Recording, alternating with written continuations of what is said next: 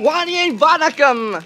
Welcome to the PAP Tampines Rally 2025. This rally is not just about speeches. It's about trust. It's about track record. It's about choosing the right team. Not just into the tomorrow, but for the years to come. The PAP Tampines team has not only promised, but delivered. They walk the ground. They listen. They serve.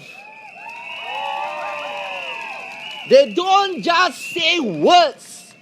They do the actual work. If you believe in results, if you believe in a better Tampines, then join me and welcome our candidates on stage.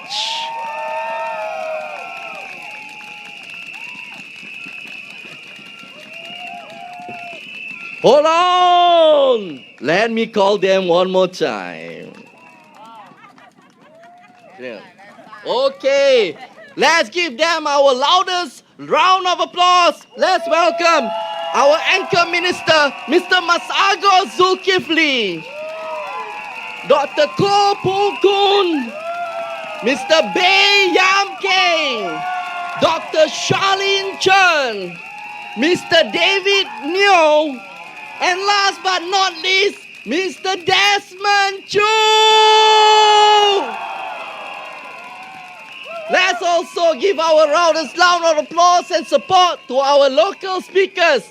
Iswande, Peggy Chua, and Mr. Chayaga. Okay, thank you very much. Please take a seat, sir. Oh, yeah. We also have Mr. Muhammad Raimi on stage, please. Today he's a very special person. Later on, I will introduce him to you to get you to know him better. Okay, without further ado, let me invite our first local speaker, none other, very, very popular face in Tampines West. Let's give your loudest round of applause to Mr. Iswandi. Whoa!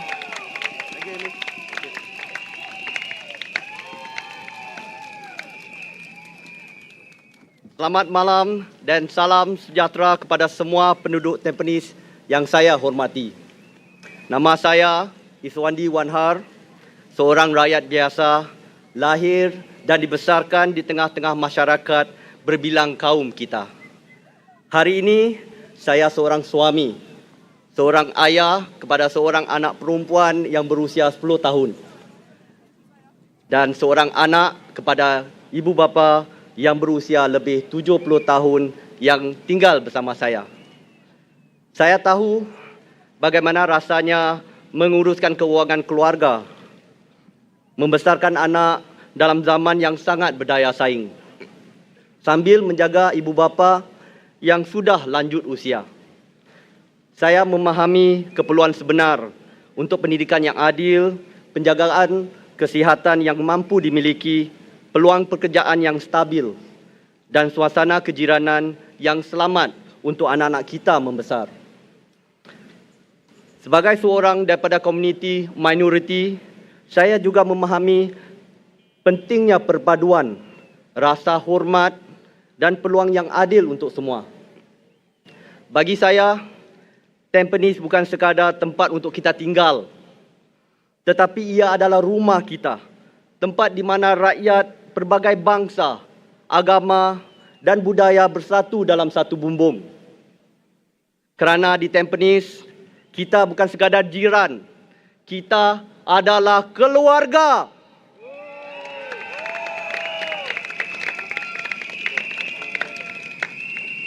Seperti anda semua, saya mau melihat Tampines terus maju. Bukan saja dari segi pembangunan fizikal, tetapi juga sebagai sebuah komuniti yang lebih kukuh, lebih penyayang dan lebih inklusif. Kita berhutang kepada anak-anak kita dan kepada ibu bapa kita yang telah banyak berkorban untuk membina masa depan yang lebih baik. Bersama-sama, saya percaya kita boleh memastikan bahawa Tampines terus menjadi tempat di mana harapan tumbuh dan di mana setiap impian boleh menjadi kenyataan. Dengan itu, saya, Iswandi Wanhar, dengan rendah hati memohon sokongan daripada teman-teman, jiran-jiran dan semua ahli-ahli keluarga yang menetap di Tampines. Undilah untuk masa depan keluarga kita. Undilah untuk masa depan Tampines. Undilah PAP. Sekian, terima kasih.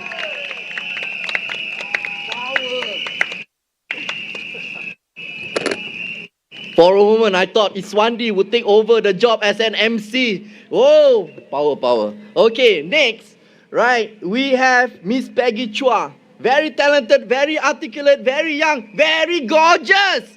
Okay, let's give you a round of applause to Miss Peggy Chua.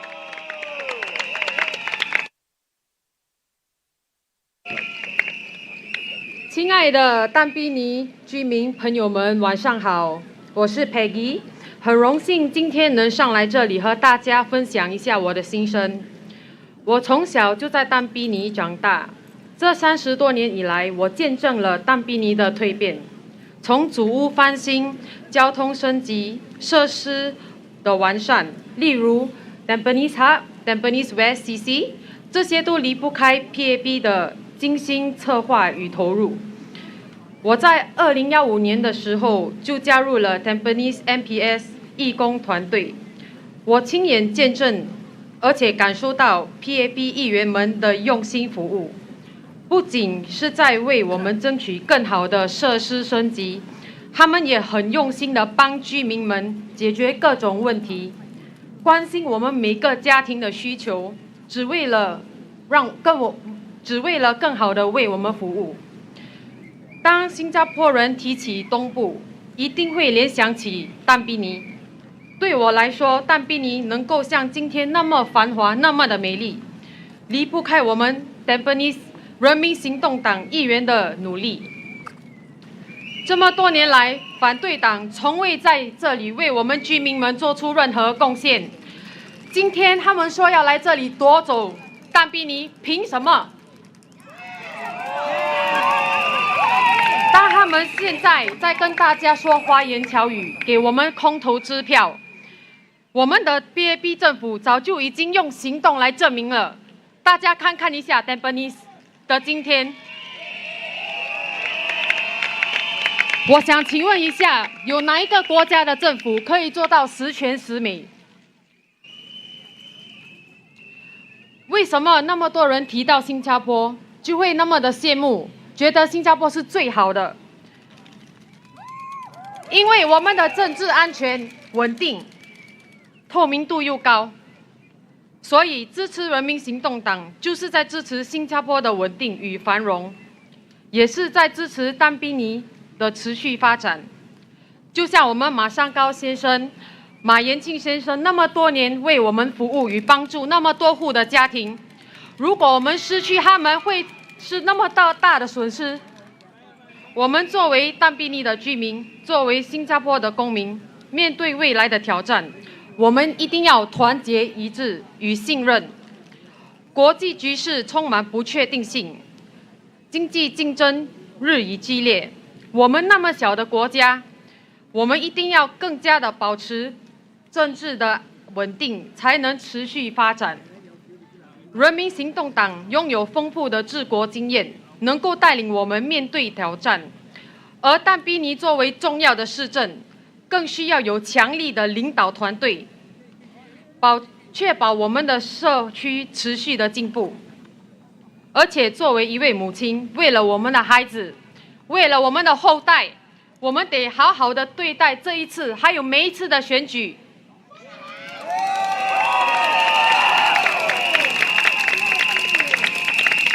希望大家可以团结一致，我们不要辜负 Tampines 人民行动党的努力。我希望大家可以支持他们，投他们一票，我们一起共建更好、更美丽的但比尼，更辉煌的新加坡。谢谢大家。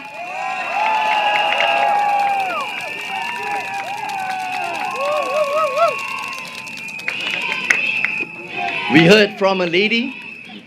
Now we are going to hear from a young man. Next up is Mr. Chayage from Tampines East. Who's from Tampines East, huh? Ah. Oh. He's a proud resident of Tampines, has been living in Tampines for all his life, and a first-time voter. Okay, let's welcome our young man, Mr. Chayage.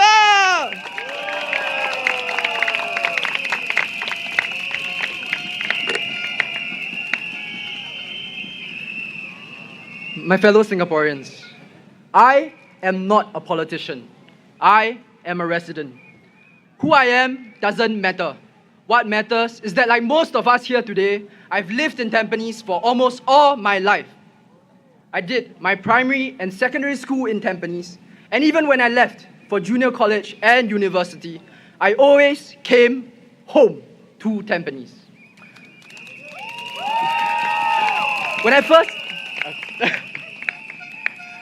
Thank you. When I first came to Tampines, my English was terrible.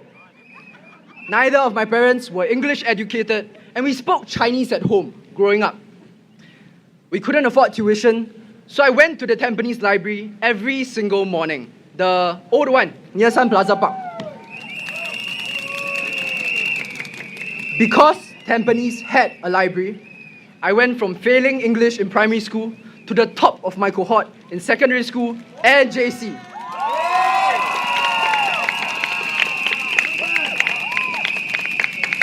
I am not a politician. I am a resident. We talk about Tampines being a model town and a 20-minute town. But what does that mean for you and I? A model town means that when I host my friends for a hot pot, we can get ingredients from Sheng Siong, FairPrice, Cold Storage, and even Don Key.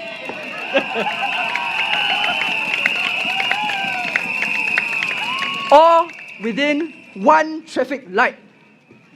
A model town means that when I pass the newly renovated Tampines North CC, I tell my parents, luckily the basketball court wasn't this nice when I was in secondary school. If not, I confirm cannot make the cutoff point for JC.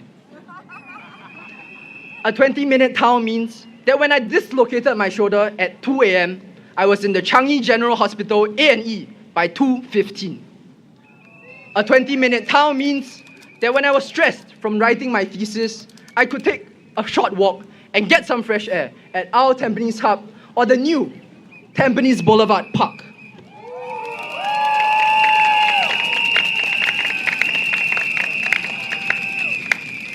That is what it comes down to at the end of the day. And I don't know about you, but I am damn proud to live in Tampines.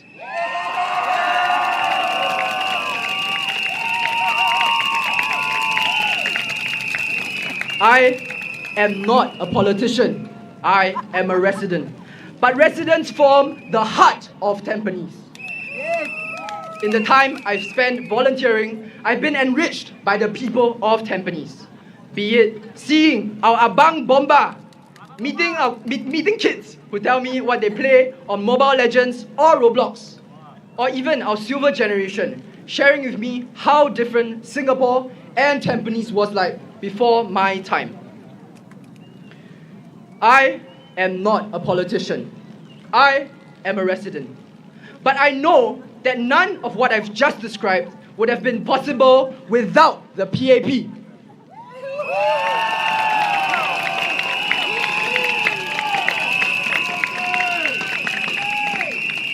You see, we in Tampines have it good.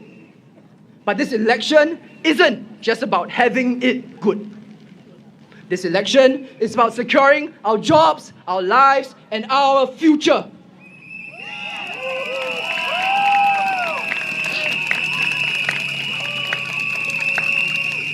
To quote the GOAT, the greatest of all time, our founding father Lee Kuan Yew, this is not a game of cards. This is your life and mine.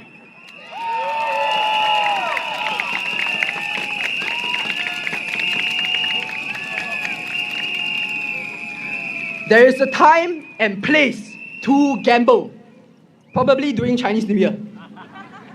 But an election is not that time. In the volatile, uncertain, complex, and ambiguous world we inherit, who do you want steering the ship?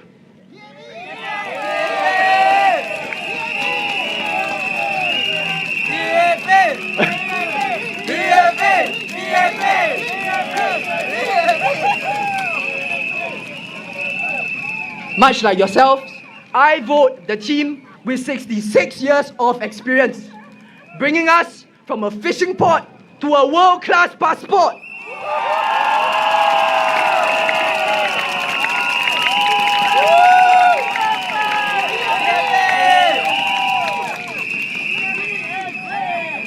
My fellow Singaporeans, you are not a politician. You are a resident.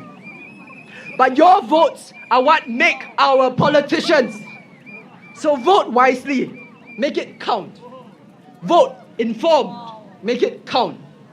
And vote for the PAP to make it count. Thank you.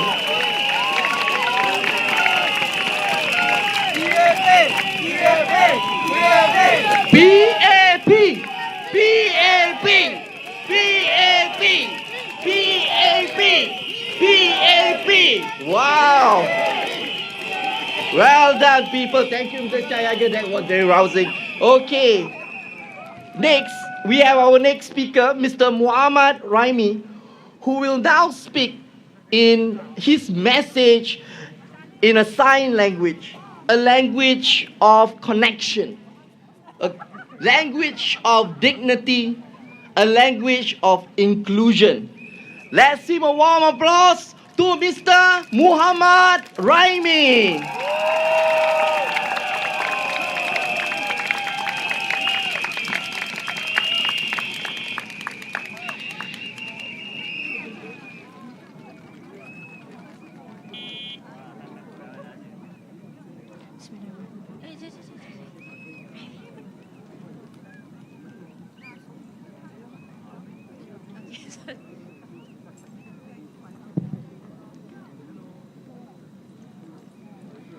My name is Raimi Saleh, and I work as an operations support executive, desktop engineer, cum coder. I'm a proud father of two wonderful daughters. One is a lovely 17 years old, while the other is lively 6 years old. My journey has not been without challenges. At one point, I reached out to Mr. Masagos for help finding a job. He reached out to his network.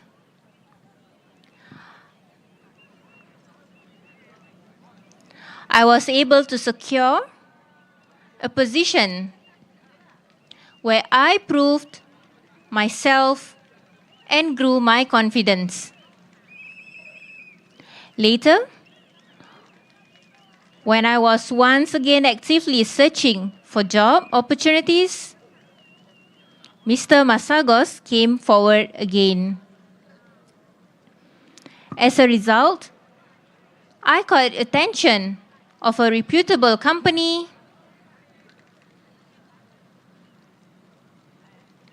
who reviewed my CV and resume. Despite knowing that I am deaf, they saw my potential and experience. They welcomed me. Since joining the new company, which has global operations, I have grown both professionally and personally. I have enrolled in numerous training courses, and every new skill I have learned has empowered me to contribute more meaningfully to my team. I'm fortunate to work in an inclusive environment where I feel valued and supported.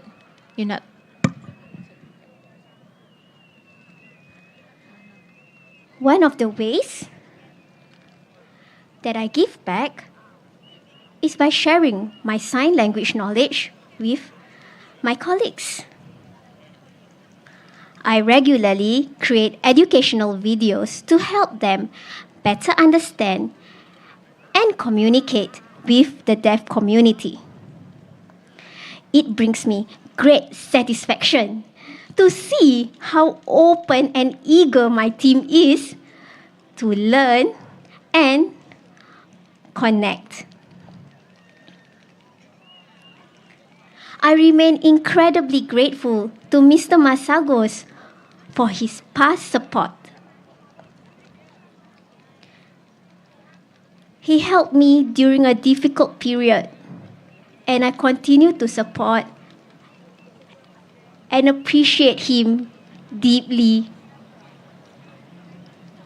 for the role that he played in my journey.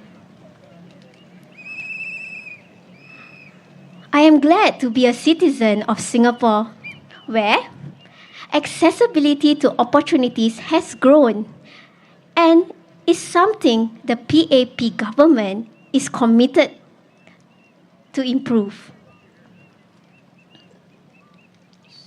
It's not perfect, but the commitment, the effort, and the will to make things better is definitely there. Thank you. Vote for the future.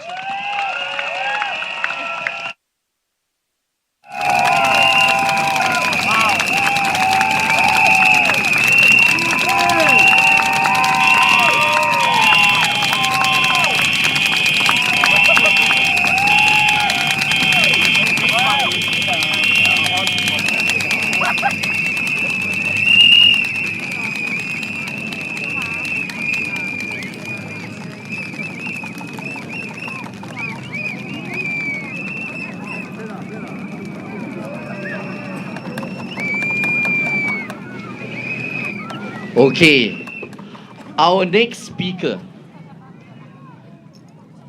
is an MP who's deeply committed to the residents of Tampines, Changkat. Tonight, he will address us in English, Mandarin, and Malay. Let's give your loudest applause to Mayor Desmond Chu!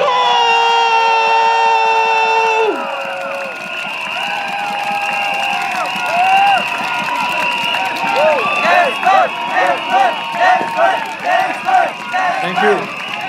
Thank you very much. Thank you. Thank you very much. Dear residents of Tampines Changkat SMC, thank you for Tampines GRC, brothers and sisters from our labor movement, friends and family, thank you for being with us tonight.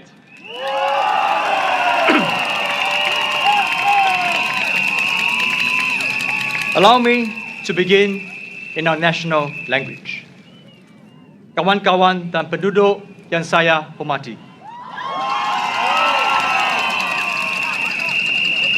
Saya amat besar hati dapat berkhidmat kepada anda selama 10 tahun ini. Sepanjang saya menjadi MP anda, saya telah bertemu dan kenal ramai penduduk dengan lebih ramai. Masuk penduduk Melayu Islam di Tampines Changkat. Kita telah bersama meraihkan berbagai acara, mendengar kisah-kisah anda dan juga haruni masa-masa suka bersama. Kita sekarang saling kenal dan rapat seperti sebahat dan ia membuat kerjasama antara kita lebih amat. Ini terbukti dengan kerjasama dengan pemimpin Melayu Islam di mana kita telah temukan sudut warisan Melayu Malay Heritage Corner di Blok 286 dan sambut Hari Raya bersama. Saya bertekad untuk terus dengar dan kerja sama dengan anda.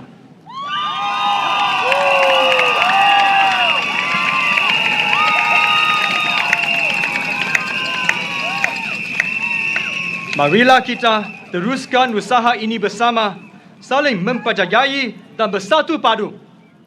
Dengan sokongan anda, saya akan terus berkhidmat dengan sepenuh hati. Undilah saya di Tampines Syangkat. Undilah PAP. Terima kasih.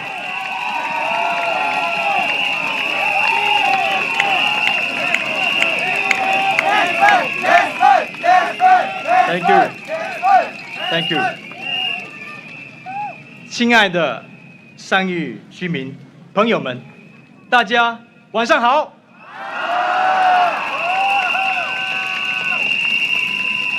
我是贝庆。10年前，我带着一份承诺走进了上虞。那时的我年轻，头发比较多，但心中满怀信念。10年后，我站在这里，头发少了，也白了，感恩地回望这一段旅程。上虞不只是一个选区的名字，它是一个家，是我们共同建造的家园。感谢大家这么多年一起打造上虞，感谢。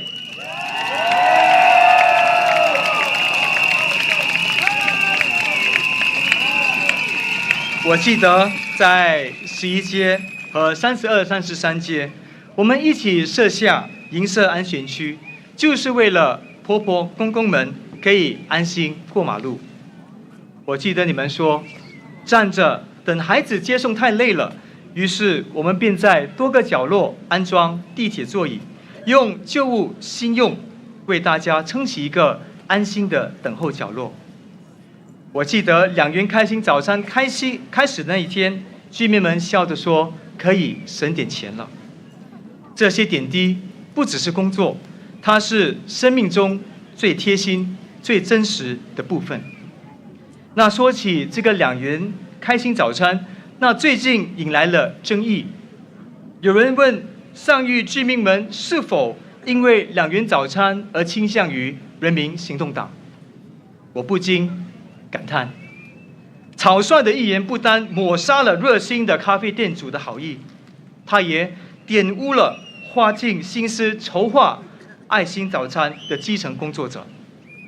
我想要跟说此话的朋友说，如果真正要帮助居民，无需把能帮助大家的计划当为竞选的牺牲品，把爱心政治化，而是以真诚的心落实实际的计划，这才是敬爱上虞的根本。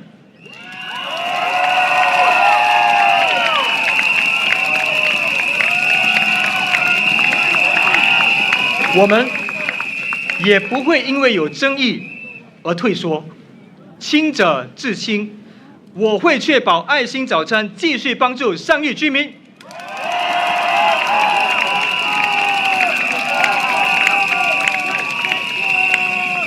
亲爱的朋友们，我还记得2个月前，在原巴沙，一位70多岁的阿嬷，她握着我的手问：“你瘦了很多，你是不是太累了？”我带着疲倦，笑着说：“婆婆，我不累，因为我知道我是在为你做事。”她紧紧握住我的手说：“不要担心，要记得吃饭，才继续做。我们相信你。”就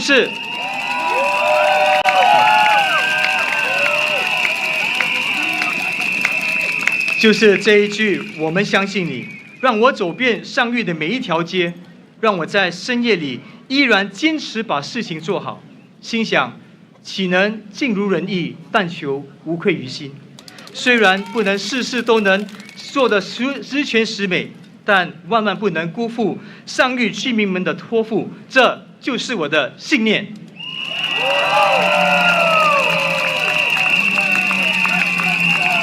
这10年来，谢谢你。这10年来，我不只是在社区里聆听大家的声音，也把你们的心声带进了国会。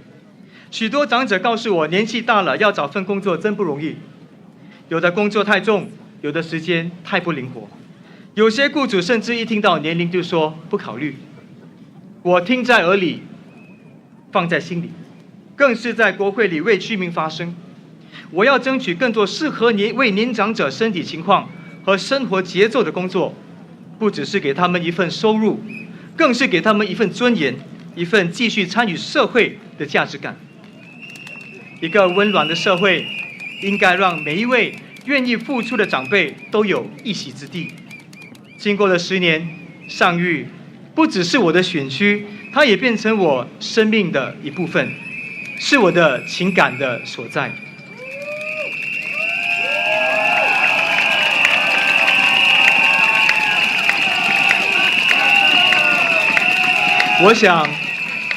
我很想就继续陪着你们走下去，像家人一样风雨同行。无论是要争取更多的托儿假，或者是让长者和年轻人都有更好的未来，我都会努力，不辜负你们的信任和期待。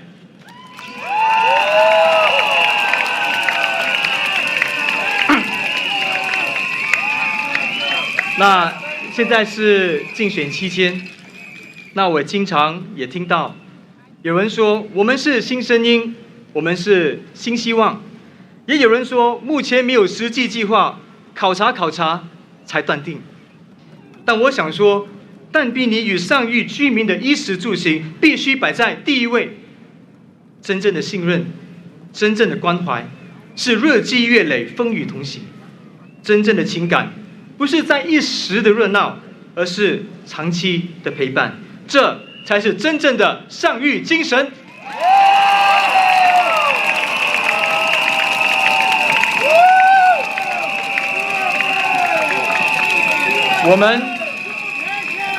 我们已经一起走过了10年，让我继续走在你的前面，为你遮风挡雨。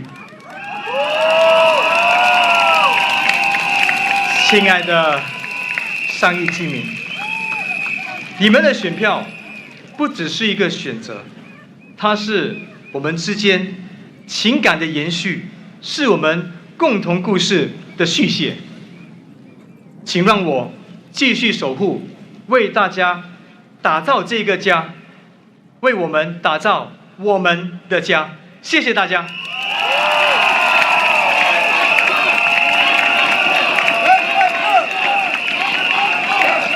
Thank you.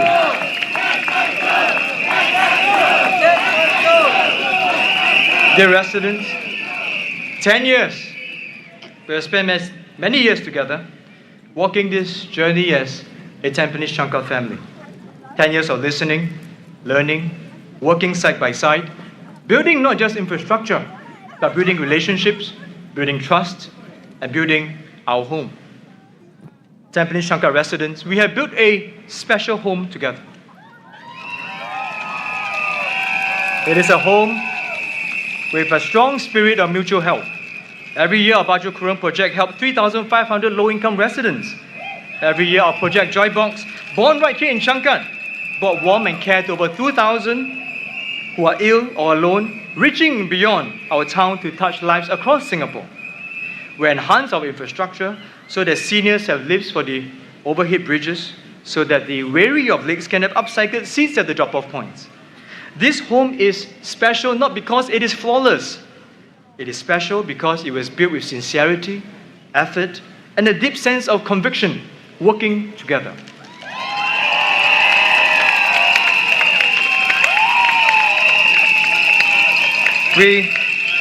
Thank you. We didn't always get things right. There were things that we could have done better. I've taken those lessons to heart.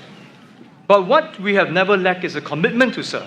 My team and I have always given our all, and we will always will do so.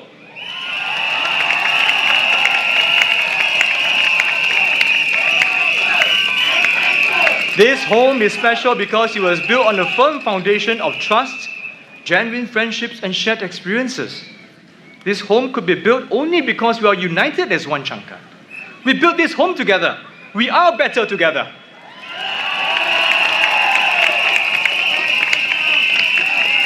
Now upon this foundation, we shall build the future of Changkat. A future forged by a strong spirit of kindness and mutual help, where the able support the less able, where the young care for the old, where those with more give to those with less, where Gotong Royong spirit will shine brightly.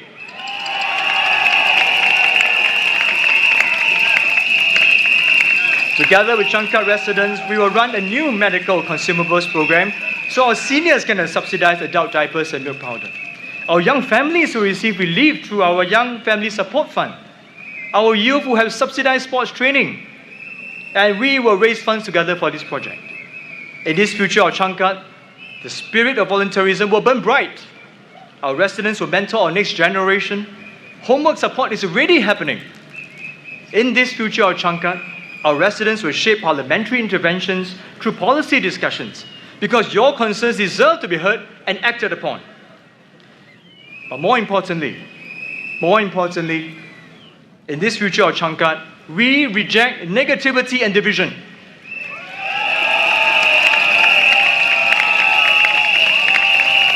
We choose hope. We choose action. We choose progress for all. This is the Changkat spirit. This is our future.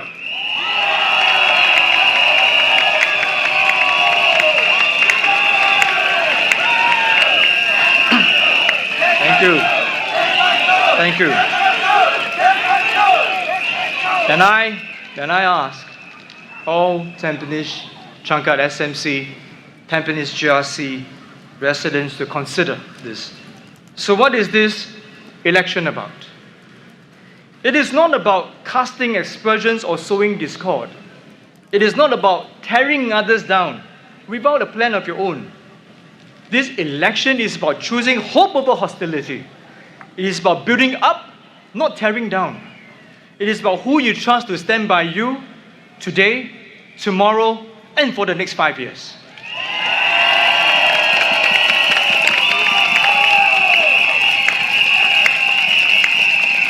During the campaign trail, I met a grandmother in her 70s. She was thin, almost frail, but full of energy. When I passed her our campaign message card, she looked at me and she pointed to the People's Action Party logo and said, "I'm voting PAP for my grandchildren's future. I trust you and the PAP."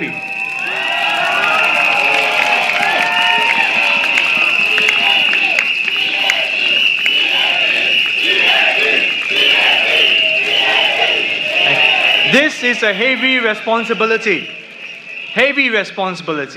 But I want to assure her and our pioneers, Merdeka generation veterans, our young Singaporeans, and our children, I will do my very best. The PAP will do its very best. We will not let you down. Majulah PAP, Majulah Singapura. Thank you.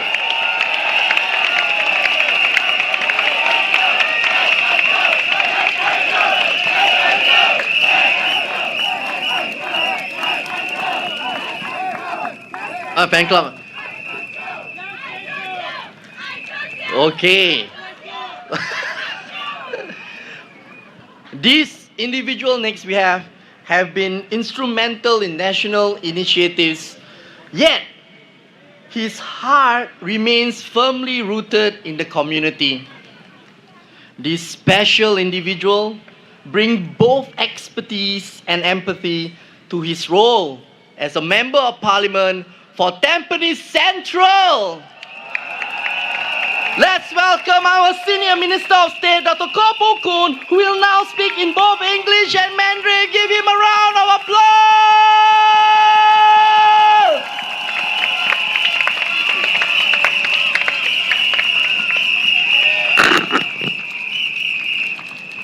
Very good evening, residents of Tampines GRC and Tampines Changkat SMC, sisters and brothers from the unions, my fellow Singaporeans, for the past 5 years, I've had the privilege of serving you here in Tampines, especially in Tampines Central. I've met many of you, youths full of hope, young families just starting out, proud parents, and our beloved seniors. Whether in your homes, at our community events, or during our weekly MPS sessions, we've walked this journey together. We faced COVID-19 together when I first came into Tampines Central. We shared daily struggles together, and we worked hand in hand to improve our estates to what it is today. Now, as a doctor, I've often have uncles and aunties come up to me, not just for medical advice, but also to share their worries. Some aches and pains that won't go away, concerns about their medical bills, the quiet burdens that come with just growing older. Every story reminds me how much our seniors have given and how deeply we owe them our care. Many of you have called Tampines your home for decades. You started your families here. You saw empty fields become playgrounds, become housing estates, and become places that you can gather. You sent your kids to our schools in the neighborhood. You helped build the Tampines of today. Let's give a round of applause to all our seniors in our estates.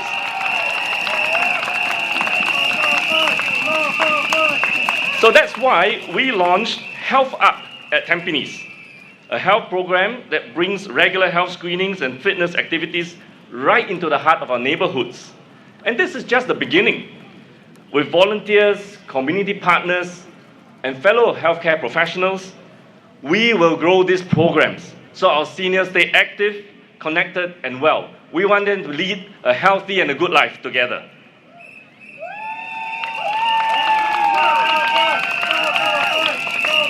Because looking after those who have done so much for us, who have cared for us, this is the heart of a caring community. But at the same time, I've also been meeting many young families moving into our new BTO estates. I saw the excitement in their eyes when they push their strollers, walking through the many green spaces in our estate, looking forward to a new chapter of their lives.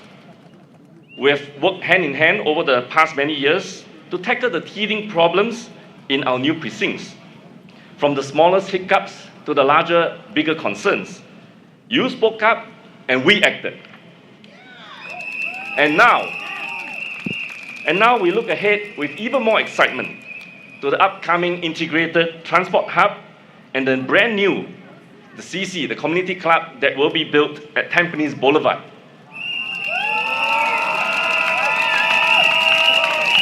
These are spaces where our residents and our families can gather, where seniors can stay active, and our neighbors can connect together and build stronger bonds for our community. So more exciting things are coming to Tampines.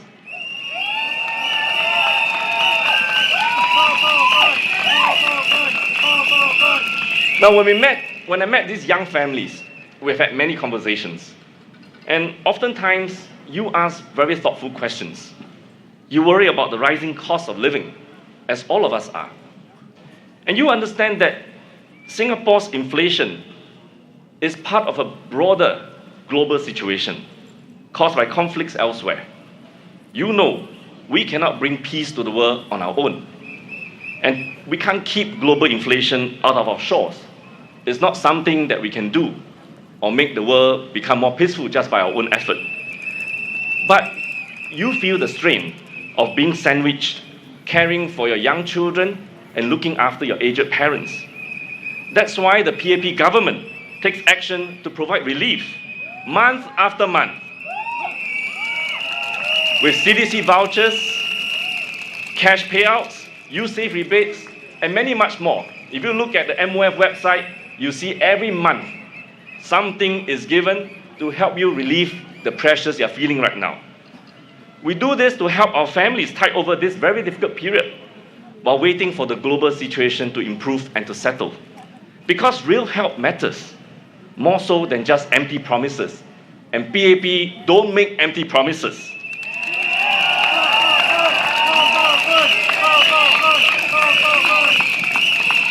And here, in my division in Tampines Central, our community also steps forward. Through the Community Cares Shopping Program, we provide $100 worth of groceries to families who are in need, regularly and all for free. So I say we are a town that cares deeply for one another. This is something that is special here in Tampines. Now, our policies may not always be perfect. And yes, sometimes they come with very hard trade-offs.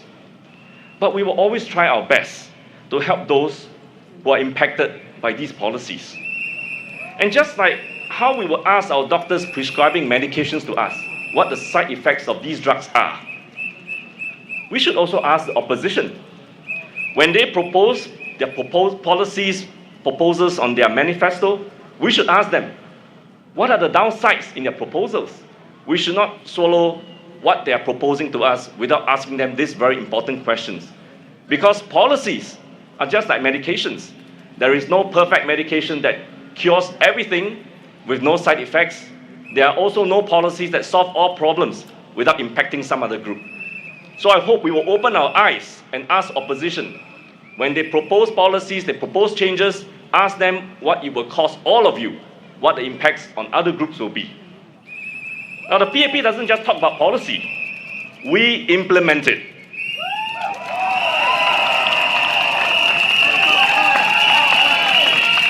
For 60 years, what we say, we do. What we promise, we deliver.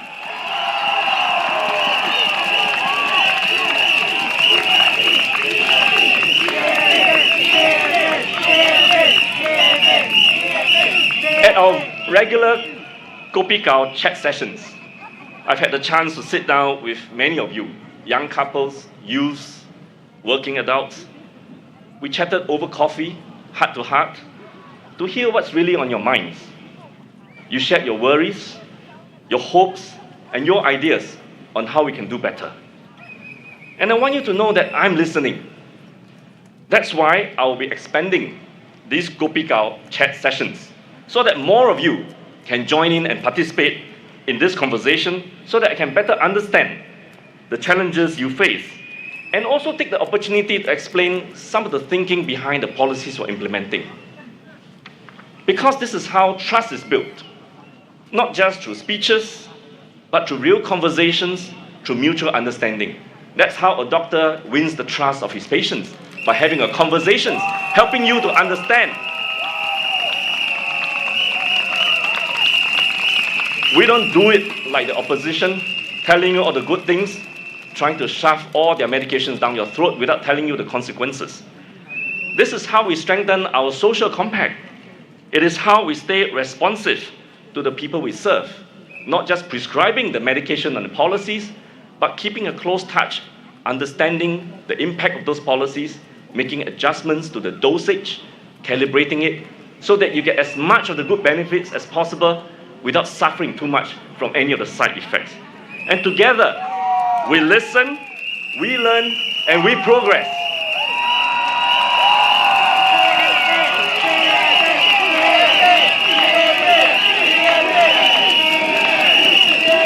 And we must never forget our youth. You, our young people, have big dreams and bold ideas. You have a genuine desire to serve and to make Singapore better. But many of you young people also worry. You worry about job opportunities, about the rapid pace of technological change.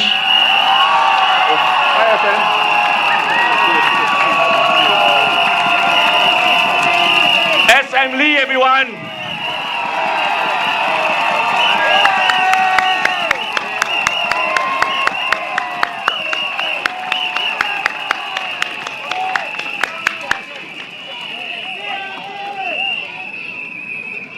As I was saying, our young people have big dreams and bold ideas. and the desire to serve and make Singapore better. But many of you also worry about job opportunities, about the rapid pace of technological change and whether you can keep up, and about the world you are inheriting. Will climate change destroy the world by the time you enter it into adulthood and try to form your families? These are worries that many of our young people have. I've met many of you at our yearly EduSave Awards event, and I've shared my own challenges and failures during my career. I hope my life stories will help you to find your own bearings as you enter adulthood. And to every young person here, I want to say, you have what it takes. Have faith. Your education, your talent, your unique talent and your passion, these are the seeds of Singapore's future. You hold the seeds to Singapore's future. That's why we offer programs like global exposure through the Overseas Market Immersion Program and the Global Leadership Program to give our young people a leg up so they can hold senior positions by gaining exposure for overseas. And right here in Tampines Central, we created the Tampines Central Youth Leadership Award, an award that is not based on academic grades, but for those with leadership and a heart to serve, for those who are ready to stand up, speak out, and champion the causes you believe in. It is a platform for you to discover your strength through action, not just talk, while making a difference to our community. So I want to encourage all our young people to join our movement to make Singapore good and to build a better home in Tampines.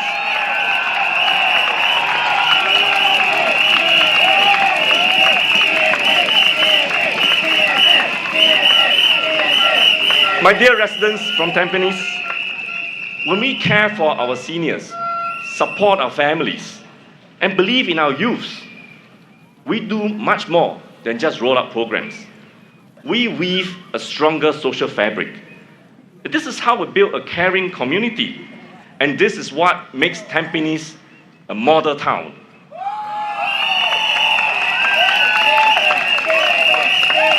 But we're not done. We're not shopping here.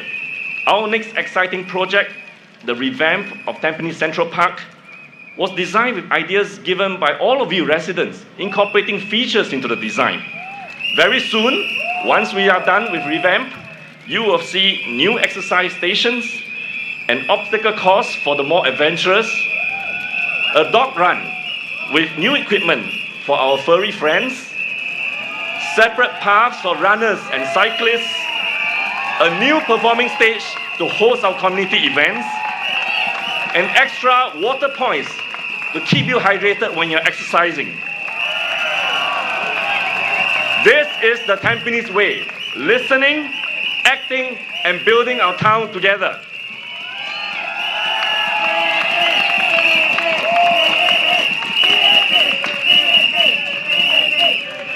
My dear Tampines residents, this has been a tough election, and every vote counts. We hope to continue working with you to turn the exciting plans we have for you, for Tampines, into reality. Together, we've built more than just a town. We've built trust, we've built friendships, we've built the kind of bonds that turn neighbors into families. And I hope you'll give our team here, the PAP team, the opportunity to continue serving you and your families. Please, vote for the PAP. 请投人民行动党一票。Majulah Singapura!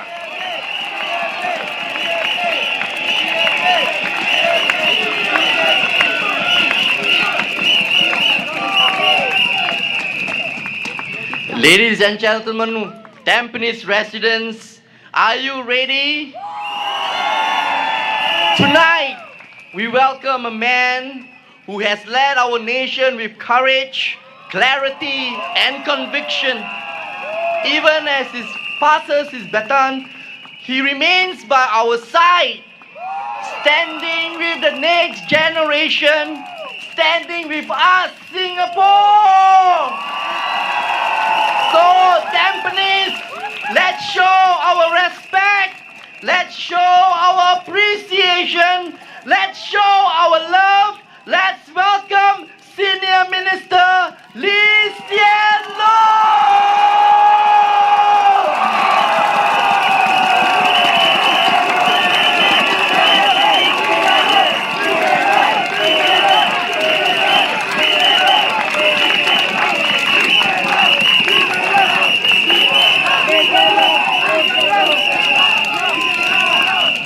residents of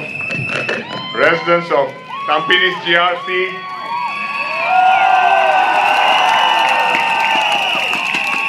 Tampines Changkat SMC, friends and fellow Singaporeans, a very good evening to everybody. I'm happy and energized to be here this evening, final night of the campaign in Tampines. Let me start in the national language. Saudara-saudari sekalian, apa khabar? Tahun ini kita sambut SG 60, masa yang sesuai untuk kita merenung kemajuan besar yang telah kita capai sejak 1965.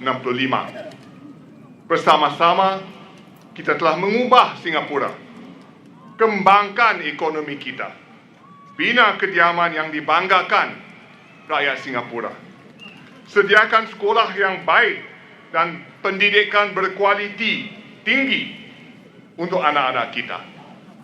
Kita juga menikmati penjagaan kesihatan yang sangat baik dan berpatutan.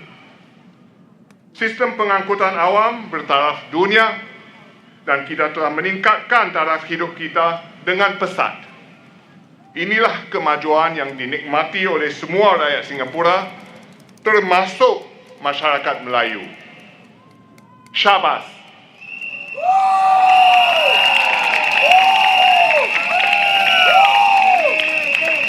Masyarakat Melayu Singapura telah mencapai kemajuan besar yang boleh kita sama-sama banggakan.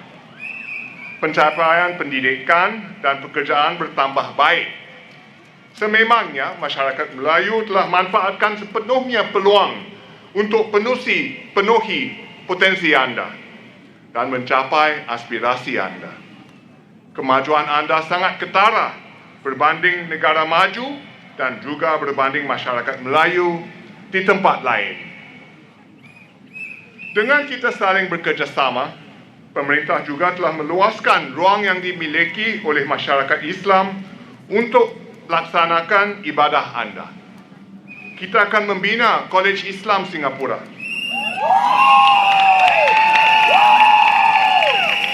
Satu mercu tanda besar dan sangat penting bagi masyarakat Islam. Ini satu projek Encik Masagos, ya.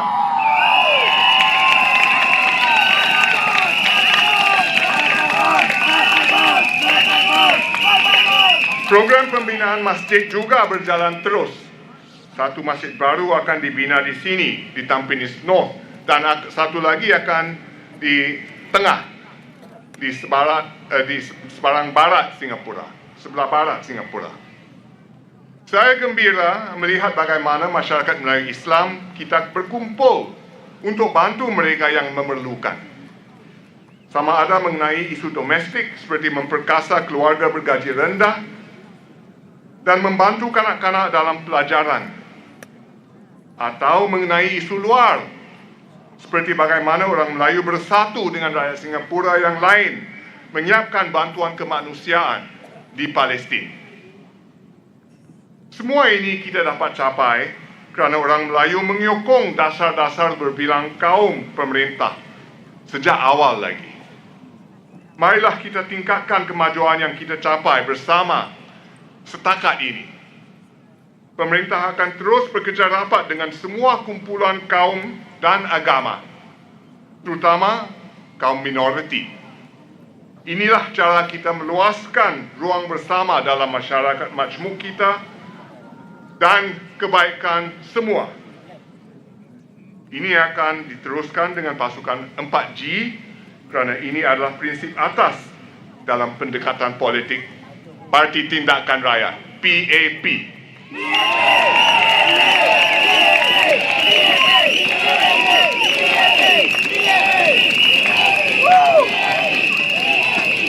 Itulah sebabnya pemerintah melaporkan banyak usaha bekerja rapat dengan Menteri Masagos dan anggota-anggota Parlimen PAP Melayu.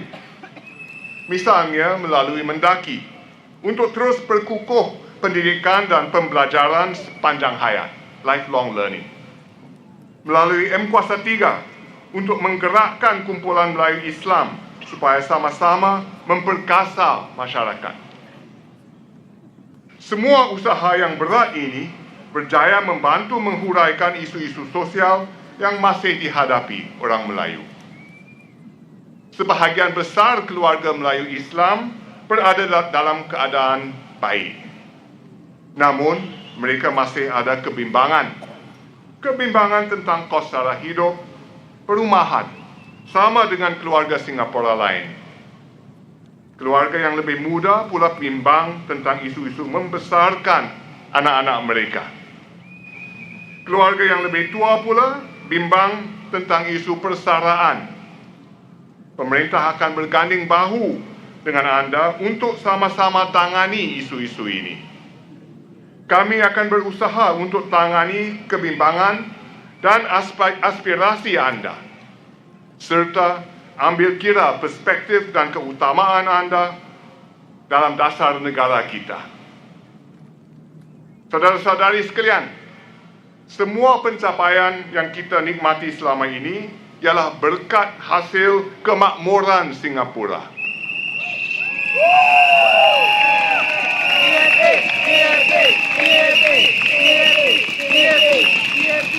Sebagai sebuah negara, kita ada sumber-sumber dan pemerintah bekerja rapat dengan rakyat. Dalam krisis yang sedang kita hadapi ini, penting sekali untuk kita bekerjasama untuk tangani kesannya terhadap masyarakat Singapura dan pastikan Singapura boleh terus maju. Kami akan terus bekerja keras untuk perbaiki mutu hidup rakyat dan pastikan semua kaum dapat mencapai aspirasi anda. Tetapi semua ini bergantung kepada sokongan anda di Tampines dan juga di kawasan undi yang lain seperti Punggol, Ang Mo Kio dan tempat-tempat lain. Kami perlukan sokongan padu anda supaya kami mendapat mandat yang kuat untuk laksanakan apa yang baik dan diperlukan Singapura serta rakyat Singapura. Undilah Mas Agus dan pasukannya di GRC Tampines ini.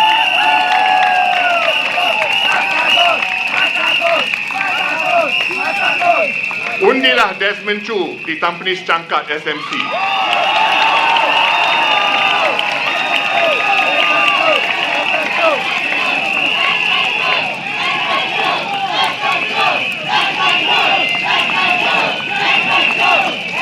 Dan di kawasan undi lain, undilah pasukan PAP untuk pastikan lebih banyak kemajuan buat semua rakyat Singapura. Lusa adalah hari mengundi. Undilah Parti Tindakan Rakyat, PAP. Terima kasih.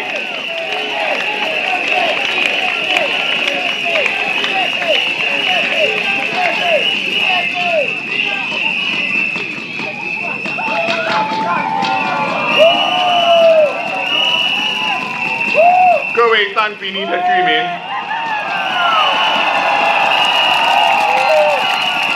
晚上好。过2天我们就要投票了，选举是为了选择，选择能够不断提升国人生活素质的政策，和选择能够照顾好人民的团队。世界正在经历巨大的变换，经济前景充满不确定性。我知道大家因此都非常关心民生课题。在这方面，人民行动党政府正推行全方面的政策，帮助国人改善生活，渡过难关。为了帮助国人减轻一些生活上的负担，这2-3年来，政府不断推出各项补助措施。除了有社理会邻里购物券 CDC vouchers 之外，今年继续有各种各样的援助，包括现金补贴、保健储蓄补贴、水电费和主物杂费回扣、个人所得税回扣、气候优惠券，还有帮助年轻家庭的一系列举措，育儿 S 级生活助手补助券等等，样样都有，每一件补助都恰恰到位，每个月都有某一项补助。应该做的，我们已经尽量做了。政府也有多项举措，帮助在职场上的国人继续提升自己，保持竞争力，以便找到更好的工作。比如，技能创前程进阶计划和培训津贴、求职人士资源计划等等的措施。在协助企业和中小企业方面，除了通过津贴、回扣来帮助提升技能的劳动队伍减轻成本，政府也通过严金勇副总理所领导的新加坡经济韧性小组，探讨应对美国关税冲击的措施和长远策略。如果情况恶化，我国经济陷入衰退，政府将继续确保人民获得足够的援助。我们有能力、有决心、有资源、有意愿，我们知道怎么样做，我们绝对会做。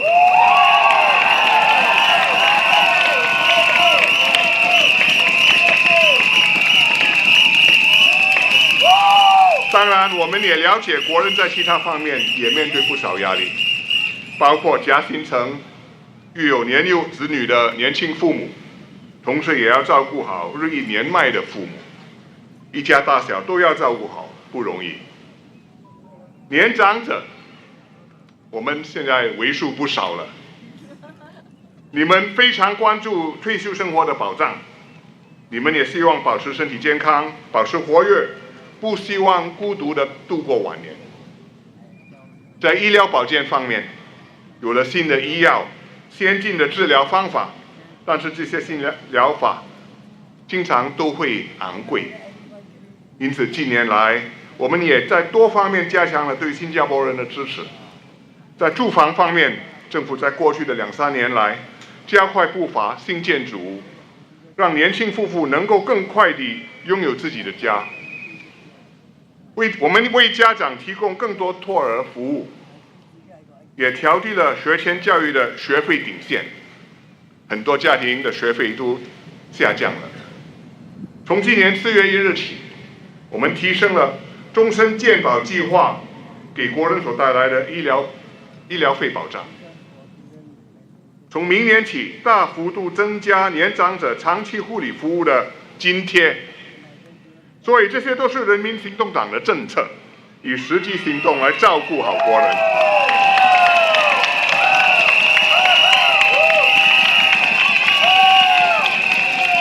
不需要人家告诉我们怎么做的，我们自己会做的。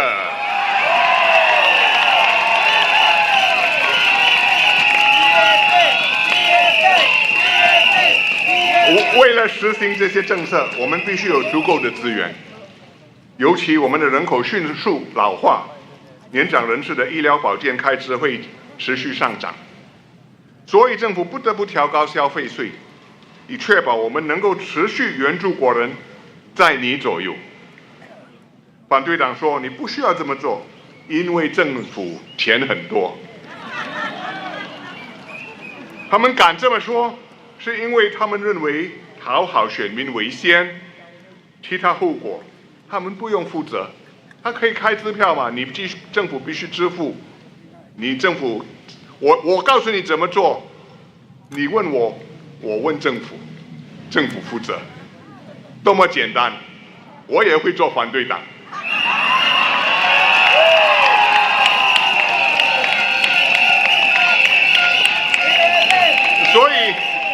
所以他们争先恐后地建立各式各样五花八门的津贴和补贴，听起来很精彩，但是怎么对我们的子孙交代？我们把你们的储蓄已经花光了，非常对不起。忠言逆耳，天下没有免费的午餐。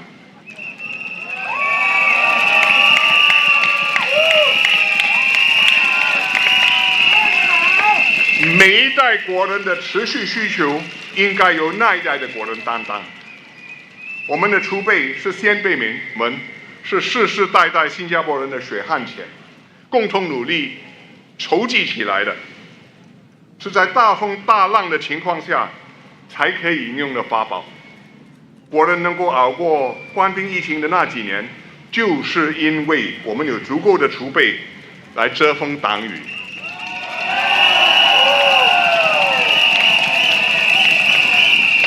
我们有义务照顾好下一代，让他们能够像我们一样，享有充足的储备和遮佑。新加坡必须代代相传，一代比一代成功，一代比一代好。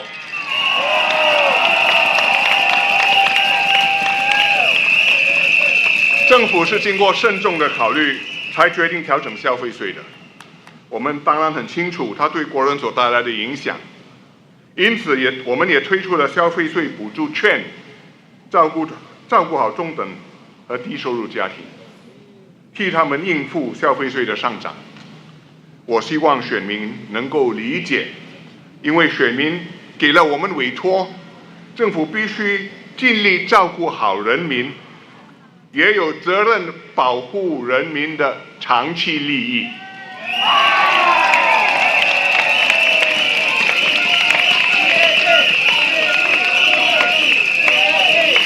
大选的第二个目的是为了选择最有能力、有诚信的领导团队来治理国家。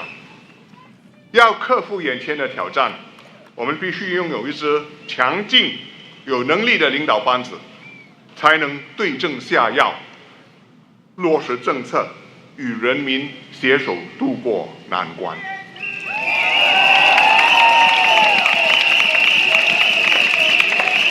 我很庆幸，官兵疫情降临不久之后，新加坡人在2020年的大选中，重新给了行动党明确的委托，这让我有一个能干的团队，我们才有效地克服了那场危机。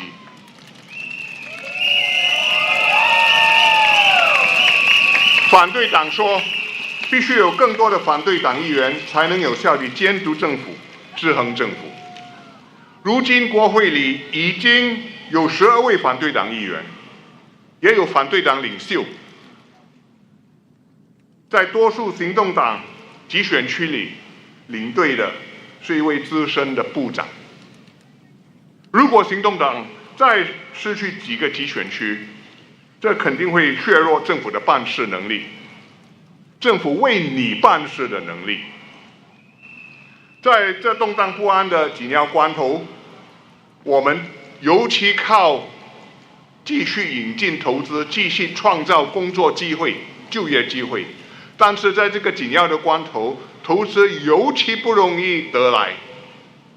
所以，如果我们出现了政治变换了，投资者肯定会问自己：新加坡是否能保持以往非凡的政治稳定、办事能力呢？如果我在新加坡投资，我的项目会不会获得人民和政府的全力支持？我会不会有一个能干的政府帮我实现、替我保障？如果他们对这些问题有怀疑、迟疑不决，或者改变他们的主意，把投资移到别的地方，甚至把已经在新加坡的投资迁移到其他国家，那新加坡人民、工人就遭殃了。所以这样一定会影响我们的经济表现，影响我们的就业机会，打破许多人的饭碗。因此，这不只是关乎行动党人数过半与否，就或者行动党会不会继续执政的问题。这个关乎新加坡的前途、大家的幸福、每一个家庭的工作机会的未来的前景的问题，是至关重要的课题。我希望选民能够深入了解这一点。今晚我们在但宾尼集选区领导团队的是马尚高部长 Masagos， 他曾经担任环境部长，处理我们的水源和气候变化政策，都是非常关键的政策。现在他是社会及家庭发展部部长，主导我国的各项社会发展，推出各种援助计划，协助低收入家庭等等。他为内阁和政党带来了宝贵的阅历、经验和实力。有了你的支持，马上高和但宾的团队将落实未来5年的社区发展蓝图。这份蓝图是与居民讨论后，多次讨论后而拟定的。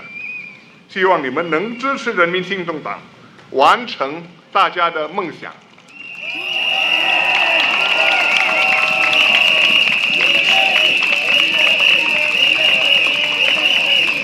所以我恳请选民们在投票当日，请慎重考虑，把选票投给最有实力的团队候选人，这样新加坡才有望克服眼前的挑战，才有望长期继续进步前进，克服长期的挑战、长期的机遇，大家的幸福和前途才会更有保障。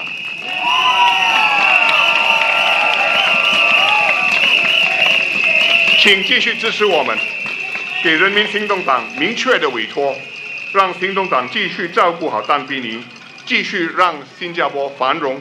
请投人民行动党1票，谢谢。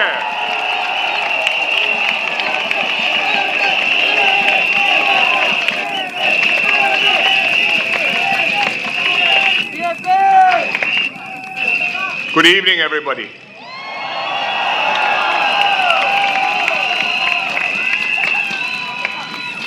I was at Tampines Market on Tuesday morning.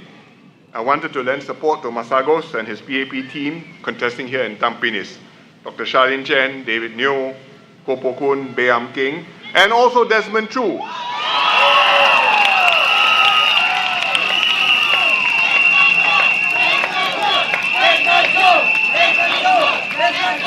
I was very touched by the warm welcome, and for which I would like to thank all the Tampines residents. Thank you very much. Some of you were probably there too.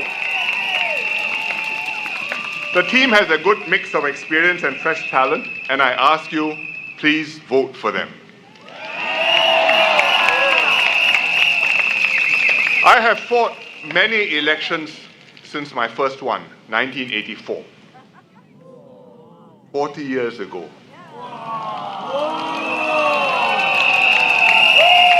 9 completed, 1 underway, number 10 now. Every election was important and fundamentally about 2 things, about the future of Singapore and about choosing the right team to lead Singapore. Honest, capable, committed, successful.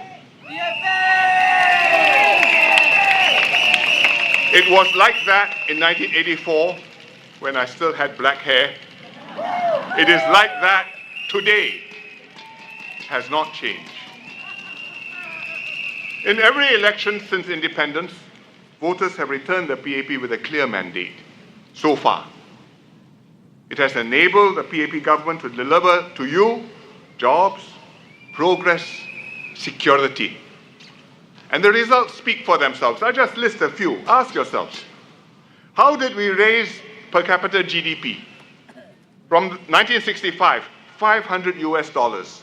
Today, $80,000 per person.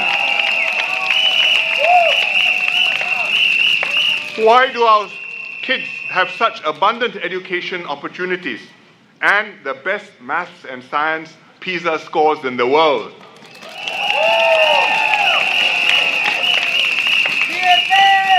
How did we provide good quality public housing for so many Singaporeans? Look around you, all these homes. Who built them?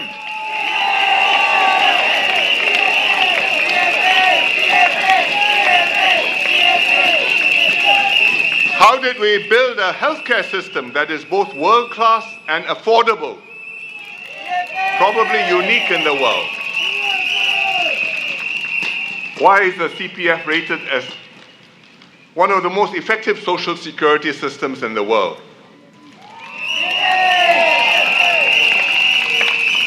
And why is our red passport one of the most powerful passports in the world?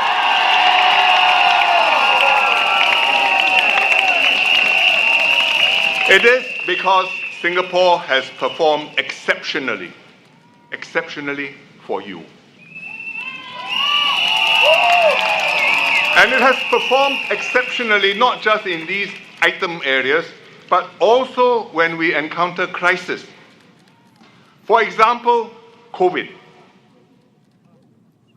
It's 3 years ago, or 2-3 years ago, people have almost forgotten, they think it's a bad dream sometimes, but it was a frightening experience, a crisis of a generation.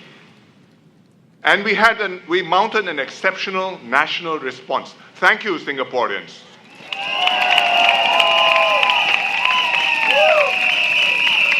Our hospitals were not overwhelmed. You were sick, you could get treated. Nobody was short of oxygen. Nobody couldn't find a bed. Nobody was scrambling with tubes trying to go and find somebody to borrow oxygen. Desperately ill old folk at home. Happened in many places, quite near to us.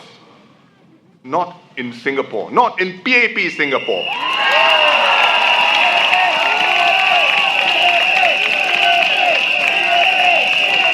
Therefore, we had casualties. That happens, cannot be helped, we are sad, but we had one of the lowest death rates in the world. Our economy bounced back quickly because we had 5 budgets in the 2020, and we made sure that the economy kept well. It went into chill, wait, crisis passed, out again, out of the gates, running at full speed. And our society emerged stronger and more resilient. How did we do it? 2 things. One, we had a capable and committed leadership, a leadership team to steer us through.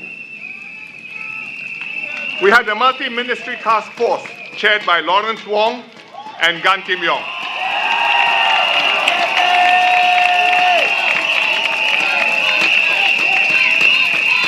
Gan Kim Yong suggested Lawrence Wong's name to co-chair the task force with him. Lawrence Wong did a very good job together with Gan Kim Yong. That's why today Lawrence Wong is PM and Gan Kim Yong is DPM.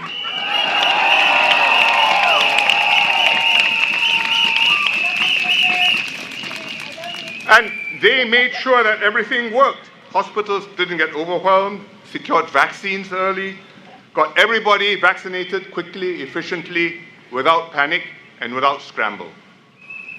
But it wasn't just them. There's a finance minister. First Swee Kiat, later on Mr. Wong, marshaled resources, brought them to bear. There was a manpower minister who saved jobs and kept migrant workers in the dorm safe.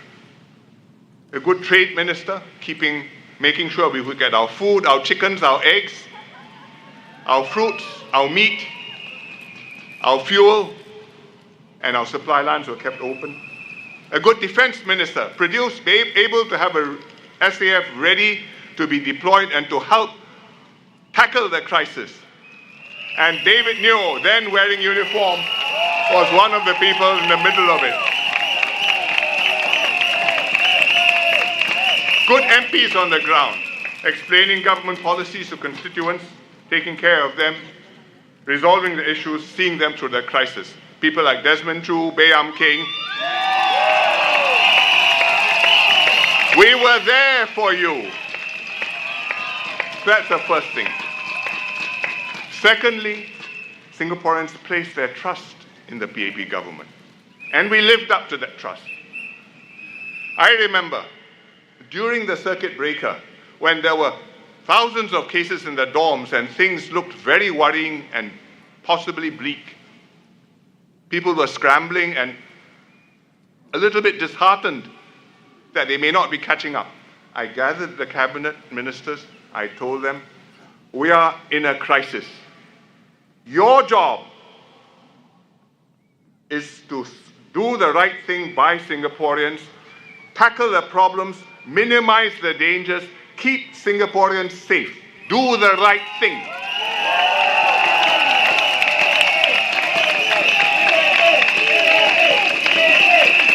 I said, we do not know how this will turn out. It may turn out well, it may turn out badly, despite our best efforts. Singaporeans may be grateful to this for us if we do it well. They may be very angry with us, even if we tried our best and it didn't turn out well. Put that out of your minds. It's not your business now. No time to think about that. Concentrate your duty, your mission. Keep Singaporeans safe. Live up to the trust which they have put in you. Get this job done.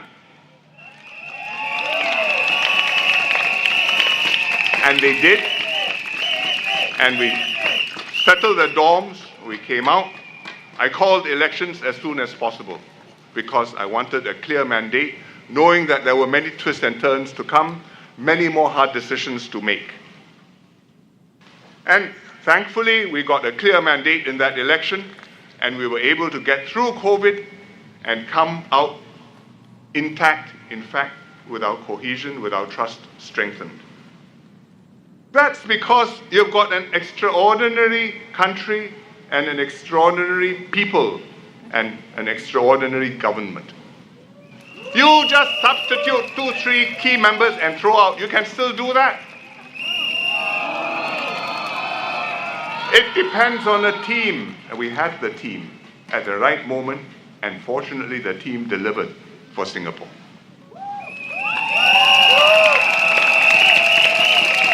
It is an exceptional performance as a result of an exceptional brand of politics. Quality of leadership and government. Honest, committed, capable. Telling you the truth, being level with you. Delivering for you, encouraging you to do things more than you thought you could do. It's an exceptional rapport between the people and the government whom you elected. I trust you, you trust me, we can work together, we can do great things. It's an exceptional spirit of national unity. We are not just individuals or groups divided by politics, but one people moving forward together. So we had groups organized to sew masks out of scrap material, improvise, not enough masks, improvise, do something helpful for your neighbors. We had people provide hand sanitizers, hang in the lifts, so that any other resident can use them who needs them. We had people who would knock on the doors of old folks, make sure that they are okay. This is a sign that we are one people. We are not so many strangers living in one place. We are so many members of one family living in one nation.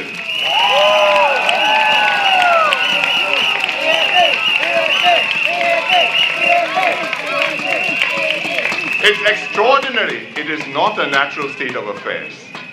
It took hard work and a lot of collective effort to create this and to keep it going now for 60 years. Hence, SG60, we are having a celebration.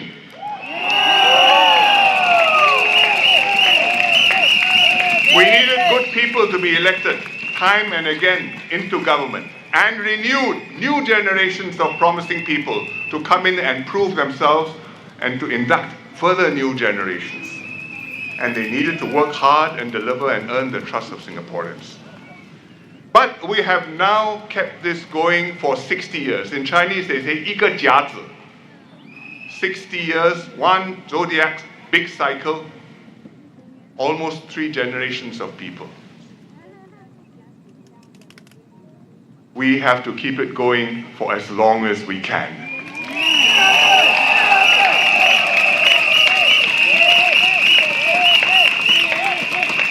We've come out of COVID. But we've gone into a completely changed world. You've heard of Liberation Day, 2nd of April. You've heard of all the tariffs which have come in, the trade wars between US and China.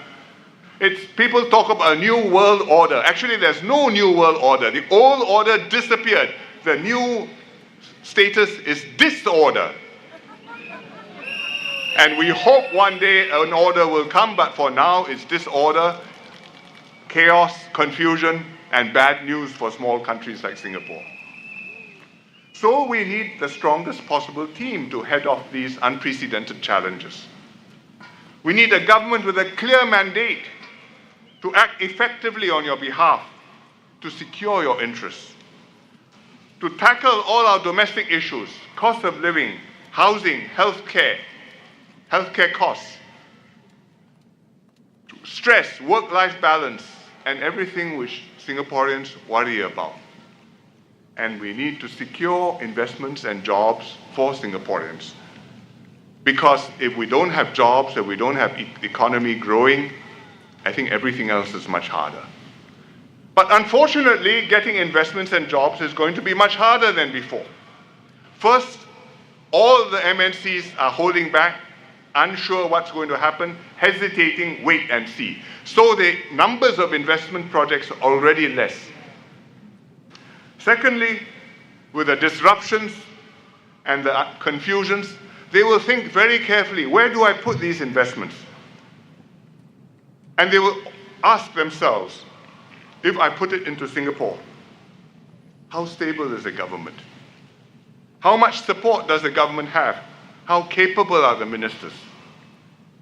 And even if they're not thinking of new investments, they are reviewing their existing portfolio. They said, I've got $5 billion in Singapore. Is that place safe or not? And if they conclude it is not quite as safe as it used to be, then neither is that investment as safe for us as it should be. And it may move elsewhere, or it may stop growing. In either case, it's no good for us. No good for workers, no good for Singapore. So we have to be able to give the best possible answers to these searching questions which we must expect investors to be asking of us. And the way to give them a good answer is to put the right vote day after tomorrow at the polls.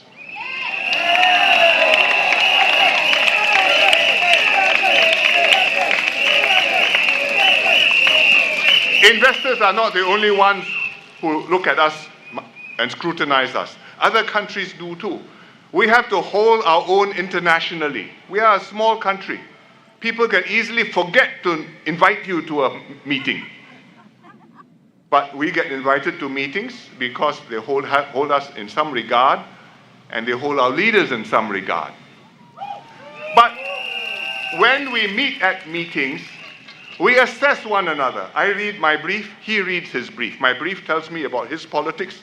His brief tells him about my politics.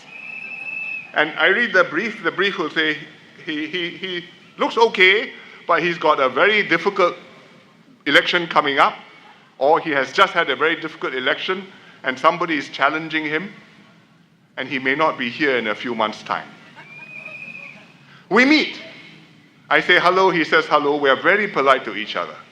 Of course, between leaders, we are all, most of the time, polite to each other. But I know, you know. And if I think you are not going to be there in a year's time or 5 years' time, I have to make my calculations, and when I deal with you a certain way, because you can't commit, you can't promise, you can say yes. How can you deliver? Similarly, if they look at us and conclude that the Singapore PM cannot deliver for Singapore, what's the point of talking to the Singapore PM?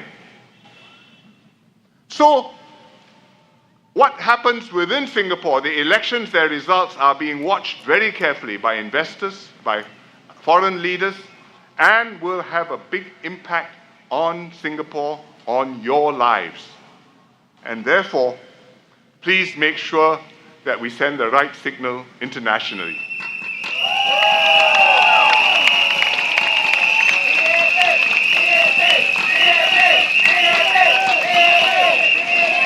This exceptional state of affairs is our superpower.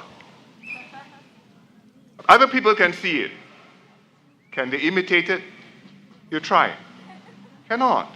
It takes 60 years to build and to come here. You lose it, it's gone, and we will have lost it too. keep it. I ask for your help to keep Singapore exceptional, to keep your government exceptional.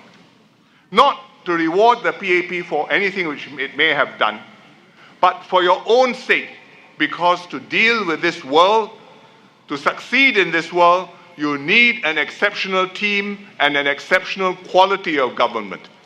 And the PAP will do our best to provide you that.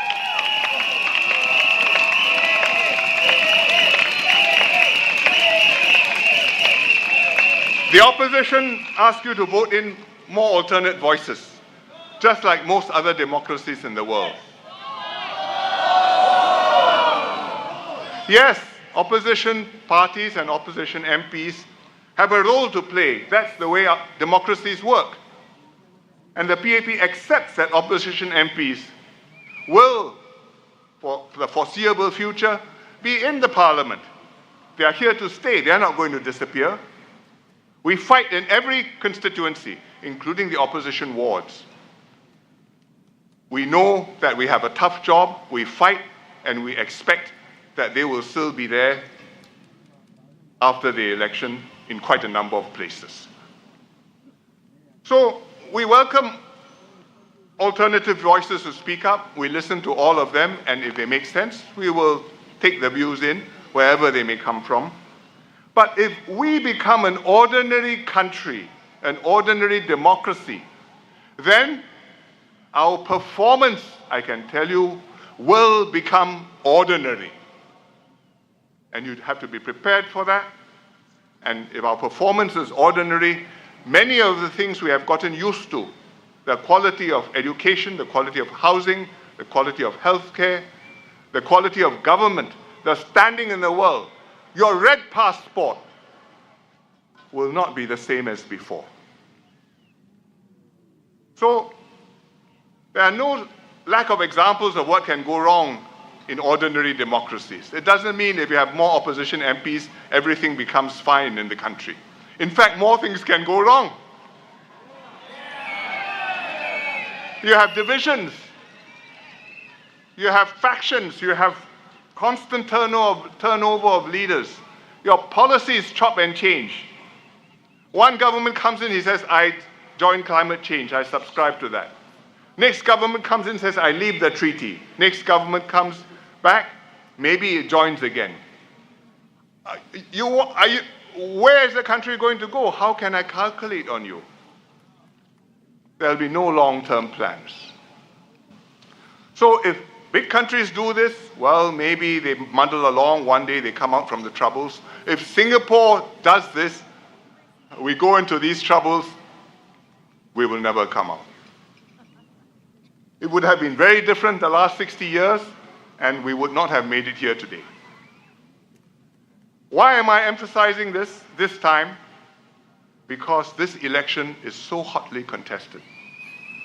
And all the opposition parties are making the same pitch. PAP is good. The PAP should form the next government. But please give me a few more seats. We can check them harder, make them even better. Don't worry, I won't turn them out. You will still have them as government.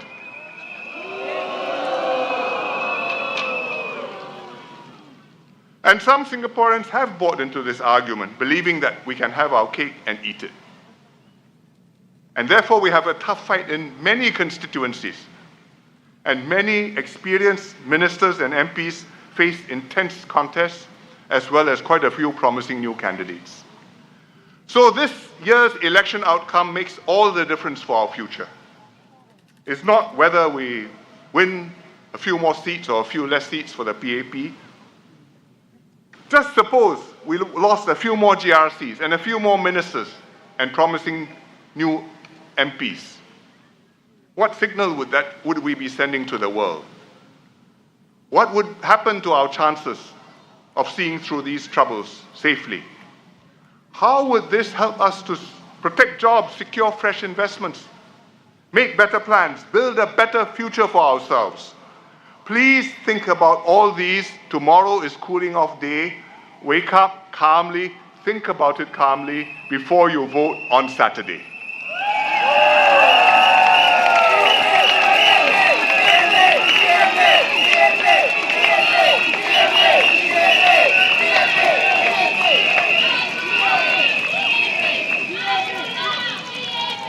For 40 years, since I first entered politics, I have done my best to help to make Singapore exceptional and to keep Singapore exceptional.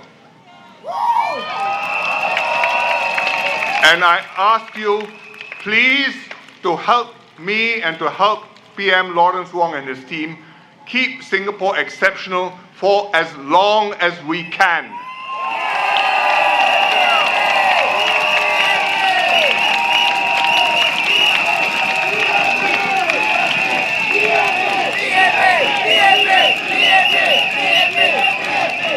This will always require capable, committed, exceptional people, honest in government. A capable PM, extremely hard to find. Capable key ministers, also very hard to find. A whole team of good ministers and MPs working cohesively together, equally difficult, maybe even harder. The PAP has done our part. We've kept faith, we've done right by Singaporeans, and we've identified and inducted young and capable people to take the country forward, to take over from us the next generation with the same zeal, with renewed resolve, so that we can keep on serving Singapore well and keep on winning your mandate every 5 years. So your vote will decide whether we are able to keep Singapore exceptional, keep the Singapore miracle going for another 5 years, at least.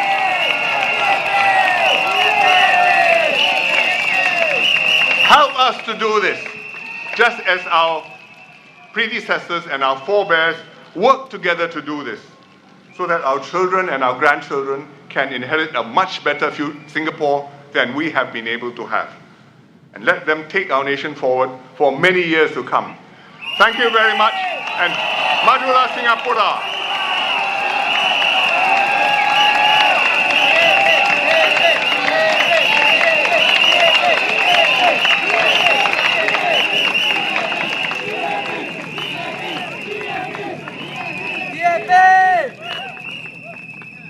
Thank you very much. It is indeed an honor to have SM lead with us today. Is that true? Okay, our next speaker is not someone who will just look left, look right, look left, look right. He is someone who believes in hands-on, people-first leadership, ensuring that every resident, regardless of age and background, has a voice in shaping the community. He is familiar, he is approachable, he is responsible. Please give a round of applause to Mr. Bae Yap Keng!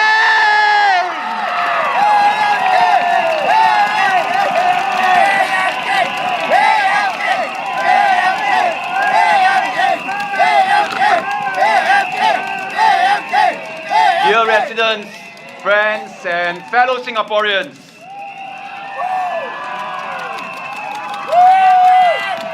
we are now at the final stretch of this election.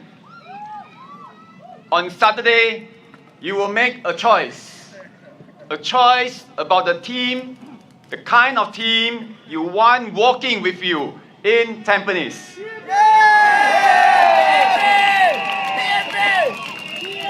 This is the toughest contest I faced since I entered politics in 2006.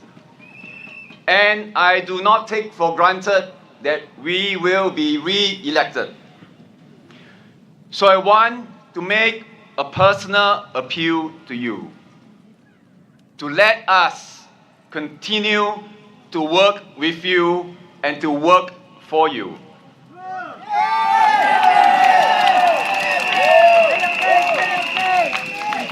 We have achieved a lot in Tampines over the years, and there's still so much more that we want to do, that we can do together.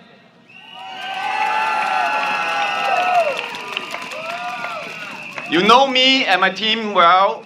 I served in Tampines for 14 years, 1/4 of my life.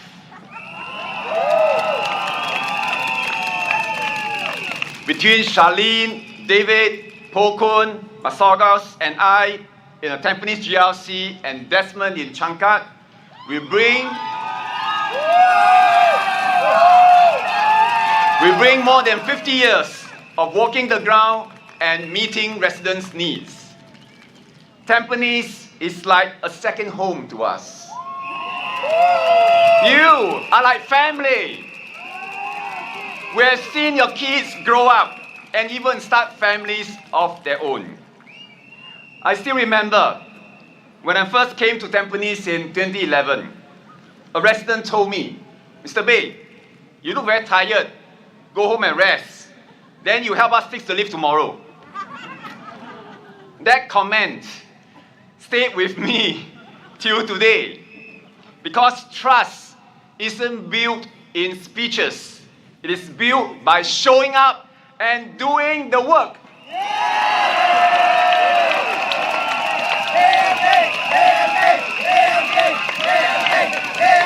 Time after time, my colleagues and I have been energized by the spirit of care in this Tampines community.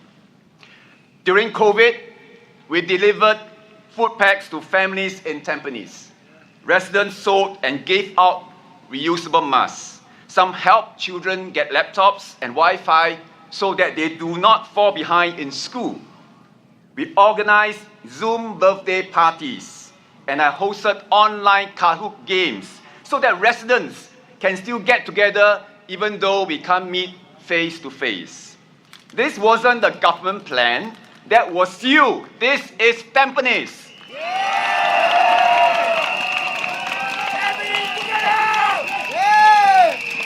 Every month, I host Kopi Talk, an open conversation with residents to hear what's working, what's not, and how we can do better. Many of the improvements you see today began with those honest conversations. You were patient with me as I got to know you.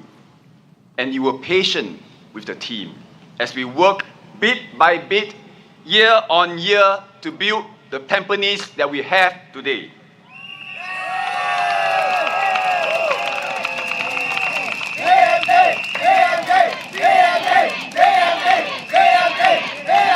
Tampines is the shining beacon in the east, the first cycling town, first eco town, and home to our Tampines hub.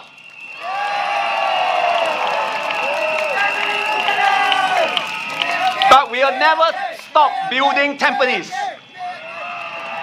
never stop improving Tampines. We roll out programs for seniors, for families, for you. We upgraded playgrounds, fitness and residence corners, and community clubs.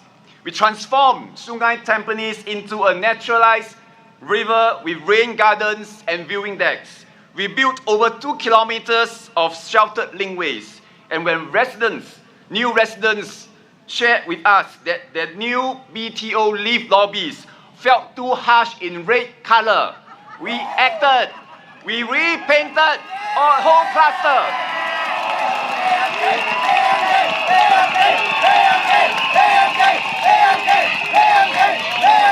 But we are not done. We have set out plans in our 5-year master plan to upgrade homes and bring neighbors even closer. New problems will arise, and we will fix them. For example, in the new BTOs, some of you have shared that there's no proper place to dispose of your bulky waste properly. I understand your concerns. It is unsightly and unsafe. It is a consequence of a design that's ahead of change in human behavior. I've already raised this with the authorities, and I'm working on it.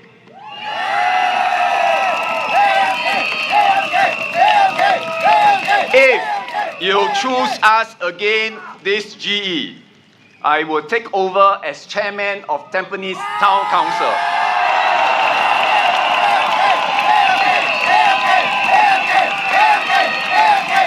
My team and I will work with you to see our plans through and solve problems on the ground. As chairman, I will focus on the everyday things that matter. We'll improve estate cleanliness, roll out more solar panels, and add rest points and ramps for seniors across all 6 divisions.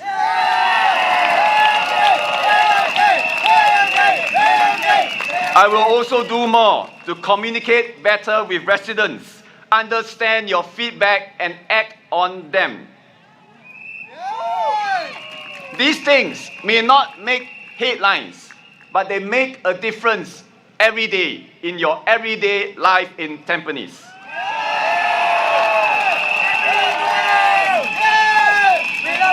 We are not just familiar faces. We are the team you already trust. Many of you have our emails, and we have yours. You are also in my team's WhatsApp broadcast list. Tampines is home, our home. And home means the warmth of family. We want to continue building these relationships among families, among neighbors, and across generations. These are bonds built not just in 9 days of a campaign, but in decades of service and trust.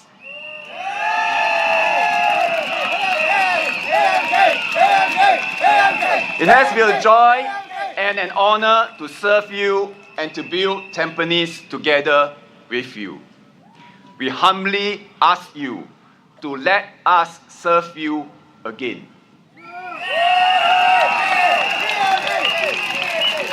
Not just as your voices in Parliament, in the government, but as your kakis on the ground.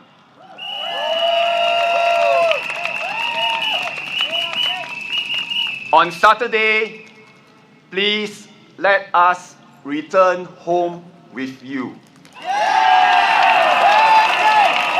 I want to be back to work with you, work for you, and stand up for Tampines. Dear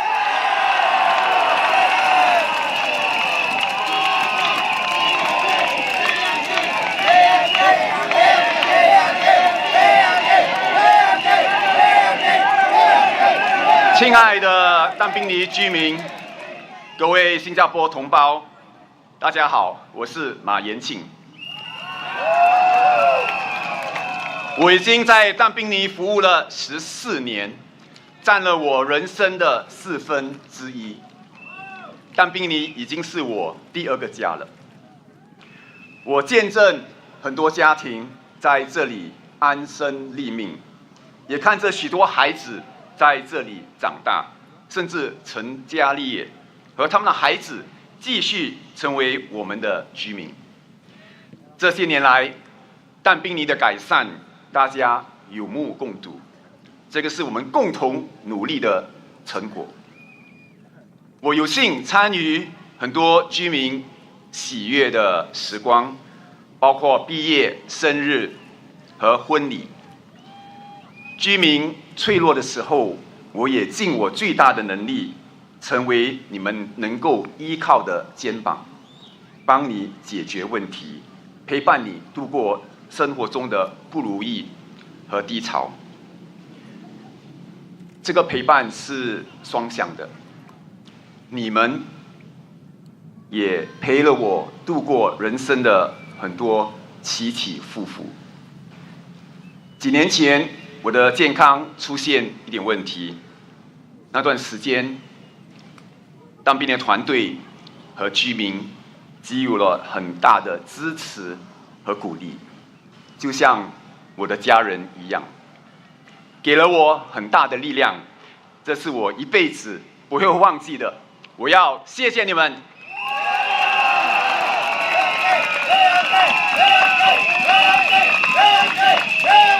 我和我的团队长期在这里服务，我们很熟悉你们的喜好。我们一直尽力满足你们的需求。你一滑手机就可以找到我。当然，这个过程不可能是完美的，社区在改变，新的族区越来越多，我们时不时会面对新的挑战和问题。可是我能保证的是，我们一旦发现问题，就会尽快去处理和解决。有些事情需要多一些时间来协调，居民也往往很愿意给予耐心和理解，因为居民知道我们已经在努力中，这个是我们之间多年来的默契和信任。我和我的团队承诺，我们会为所有的但宾尼居民服务，无论种族、年龄和背景，我们都是一家人。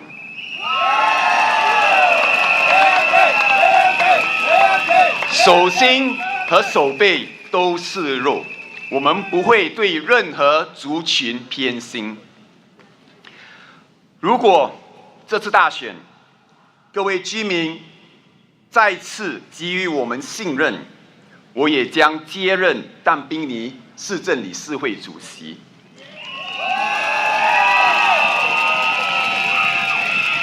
我和我的团队将继续与你携手，落实我们的承诺，也尽量解决你们关心的社区问题。能够为你们服务，与你们一起建设但宾尼，带给我很大的喜悦和满足感。这是我的荣幸，我很感恩。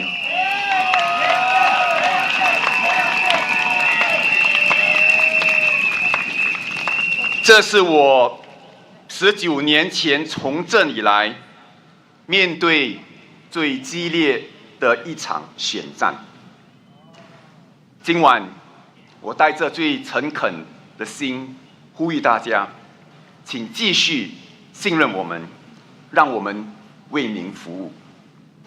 2011年，我第一次来到但宾尼竞选，也在5月。当选后，我们就和但宾尼的妈妈们庆祝母亲节。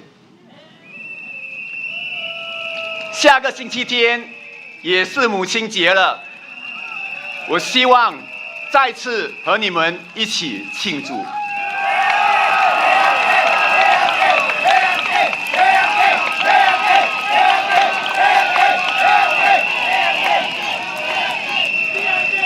让我们一起回家吧，我们要继续守护这个家。继续在但宾尼和你并肩在一起，我们会为你、为你们、为你家人、为你但宾尼不断努力。请支持人民行动党，请支持我们，请投我们一票。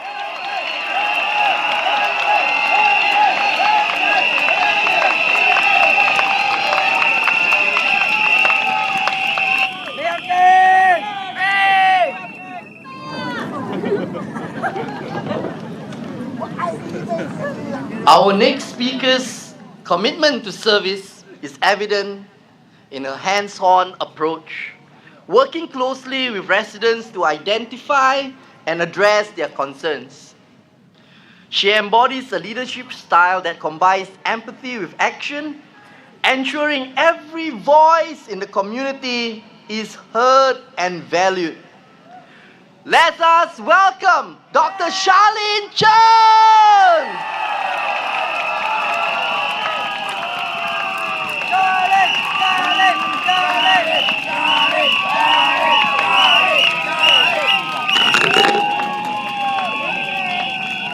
Good evening, fellow Singaporeans, and my dear Tampines residents. Seeing all of you here tonight is so encouraging. Thank you for coming here tonight.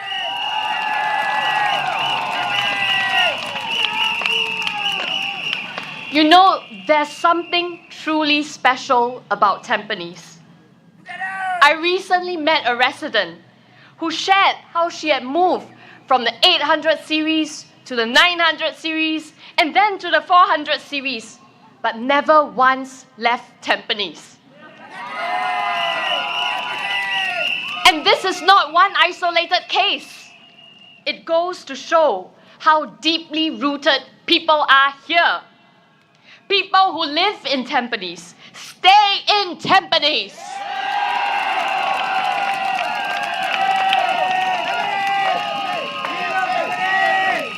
Why? Because we built this town together.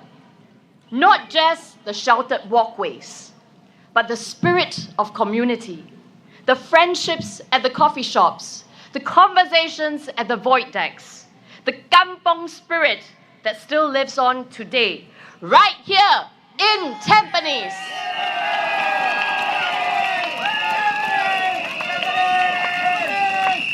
These things didn't appear overnight. They were built over several decades with trust. What we have here is more than infrastructure. It's a social compact, a deep bond between residents and your PAP MPs over the years. One that has been nurtured carefully across good times and tough times. It is this trust that made Tampines the home it is today. Those of you who have lived here since the early days will remember how far we've come. From kampong roads to a bustling town center with heart. We are proud of what we have built. And yes, we can always improve. But this bond, this trust is real. And it must not be taken for granted. Because when we vote, we are not just choosing for ourselves. We are choosing for our children. We are choosing for their future.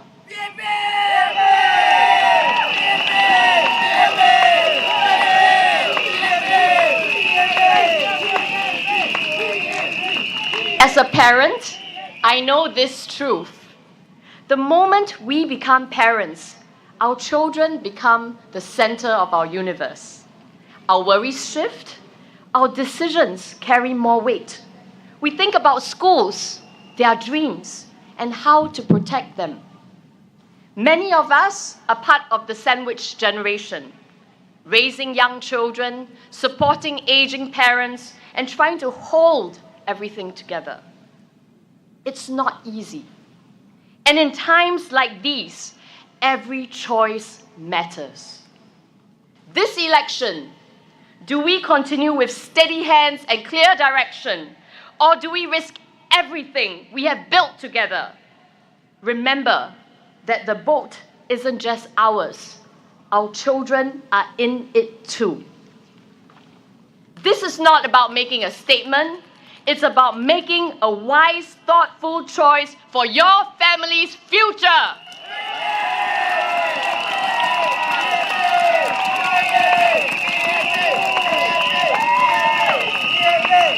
I want to speak about something that's close to my heart: mental well-being.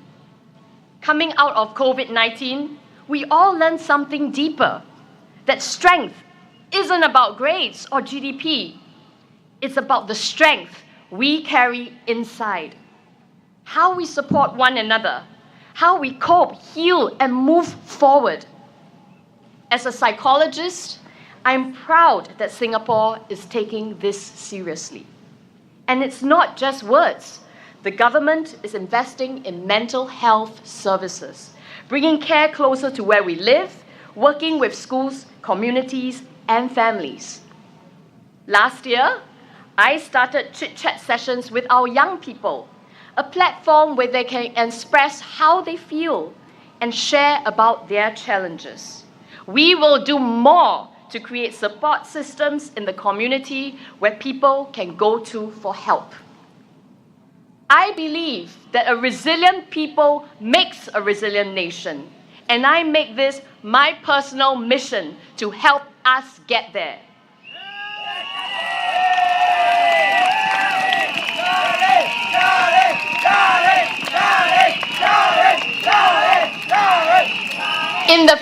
of global uncertainty, resilience will be our greatest strength.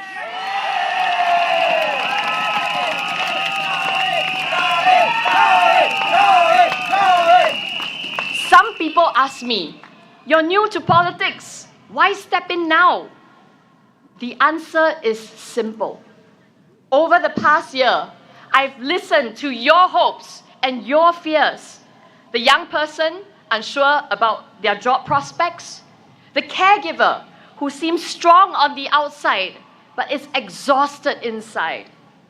These aren't just statistics to me. These are conversations I carry with me, and I've acted. I met a resident who came to us for help with finding a job. He was grateful to us when he eventually landed a job. But we didn't stop there. He represents others in similar situations, so we organized job fairs right here in Tampines.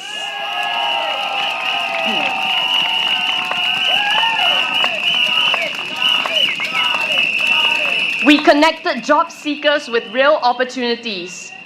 In the most recent job fair in Tampines East, 95 came and 25 got jobs on the spot. So we plan to organize more.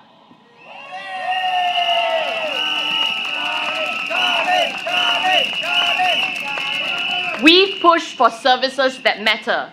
More active aging centers, family nexus at our Tampines hub, enabling services hub for people with special needs, child-minding services for busy parents. All these ideas were developed together with you. This is the evidence of the strong social compact we have. We are not here to make grand speeches or empty promises. We are here to do real work. For our young people finding their path, for parents trying to hold everything together, and for anyone who has ever felt like they are on their own. Because in Tampines, you never walk alone.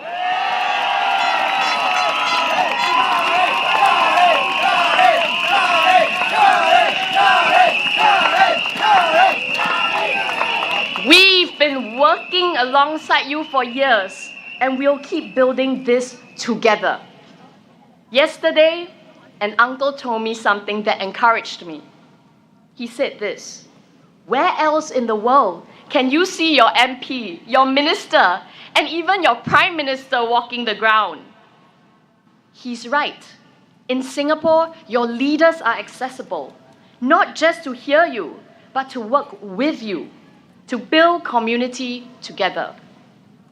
So tonight, we ask for your trust. Let's protect what we've built. Let's treasure the community we call home. Let's invest in a future that lives not just our families, but generations to come.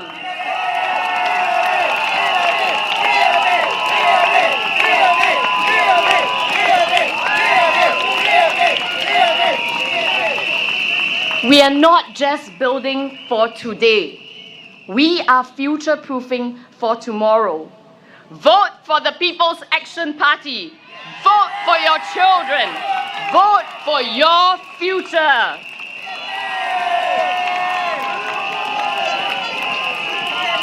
Thank you, my Tampines family. I look forward to making this my second home.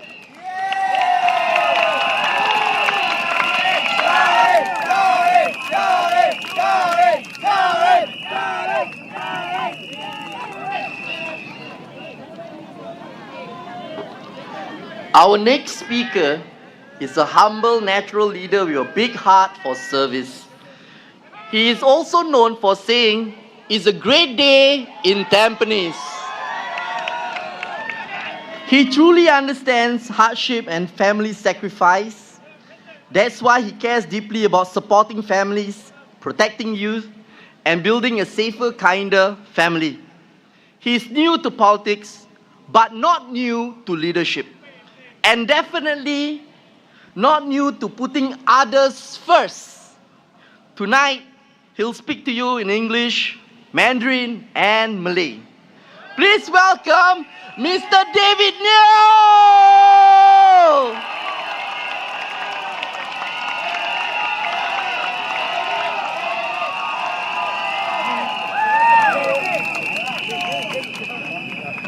It's a great day to be in Tampines.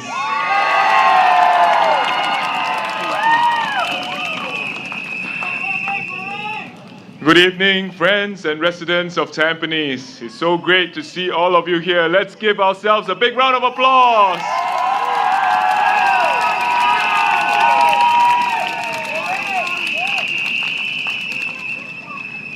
Every time I walk through our neighborhoods, through the markets, playgrounds, and homes, I'm reminded of just how special this Tampines community that we have built together is.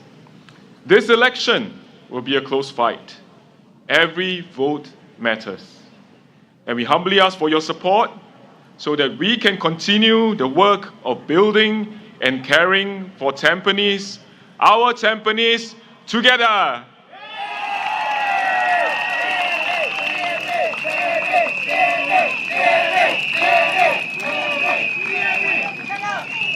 I feel deeply honored to be part of this Tampines team, a team that believes in serving you, standing with you, and making our home a better place for everyone. Over the past few weeks, I've been visiting many of you in your homes. I've seen firsthand the difference that our collective efforts have made. When I was on my home visits, I chanced upon a pioneer being cared for by a community nurse right in her own home, so she didn't have to travel to the hospital. I visited Sparkle Tots at Block 647 and saw their playtime and learning alongside the seniors living next door at St. Andrew's Nursing Home. I joined our seniors in the House of Joy Active Aging Center at Block 610 for breakfast. And where they come together to exercise, to have a great time of bonding, and build a strong community, regardless of race, language, or religion.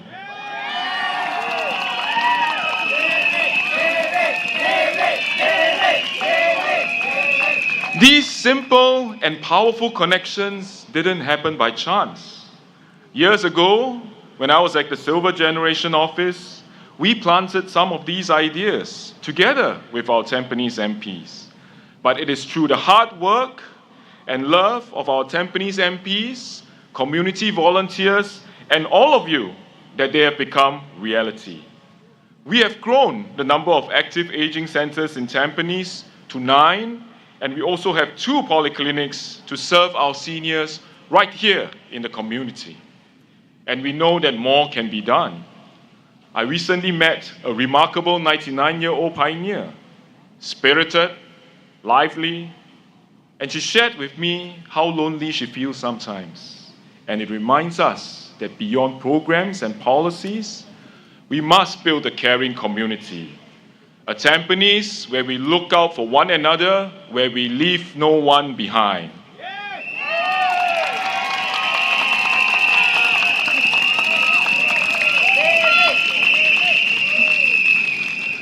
So this is what we must continue to do, to honor our seniors, to care for our neighbors, and to build a caring community together. Our seniors often tell me how grateful they are for the transformation they have witnessed in Tampines. The homes, the parks, the connections we have built between people, thanks to the hard work of past generations of Tampines PAP MPs. But some of them also voice their worries. They worry that our young voters might be swayed by promises that sound sweet. But here, I must say, I have faith in our young people. In my past roles, I've dedicated much time to engage our youth. And to our youth, I've seen your passion, your clarity, and your deep sense of responsibility for Singapore's future. You want to see practical plans and leadership that build jobs, homes, education, healthcare, supportive families. Leadership that secures a future where you can realize your dreams and grow strong families. And you will look at all the plans put forth by different parties, and you will decide which one is worth voting for. One young Tampines resident asked me recently, why is there so much interest in Tampines suddenly for this election? And what should we make of it? I told the resident, in a healthy democracy, all parties have the right to contest. That is a good thing. And in a mature democracy, voters must also discern why they come, what they stand for, and what can they deliver. For this team in Tampines, our promise is simple. We are here to listen to you, to serve you. We are here to build with you, to build a home where everyone matters. We are here to raise your concerns about national unity, about maintaining our common spaces, about upholding racial harmony, about strengthening support for young families and single parents, and to work together on community solutions while pushing for national progress. And we have put forth our plans for Tampines, concrete plans that will enhance our model town and grow our caring community. Service for us is about walking the journey with you, listening to you, understanding your frustrations, planning with you, making things better, and getting things done.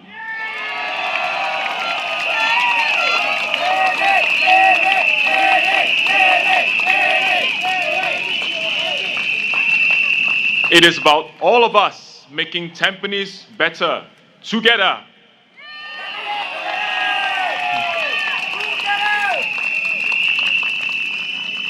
To all our young people, you are not just the leaders of tomorrow, you are the decision makers of today. We believe in you, and we know you will see clearly, you will choose wisely.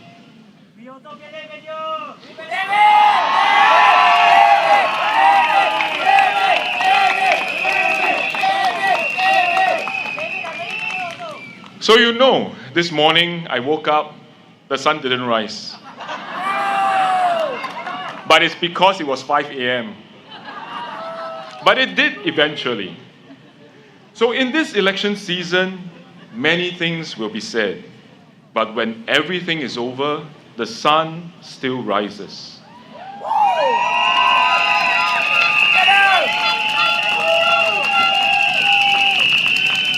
And my hope is that when all this is over, we stay united as one people, together as one Tampines.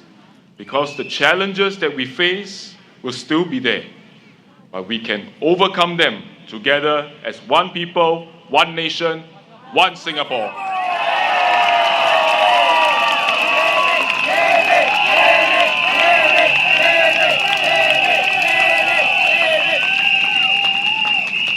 So choose action, choose integrity, choose unity, choose a future you can believe in and people who will build it for you, with you.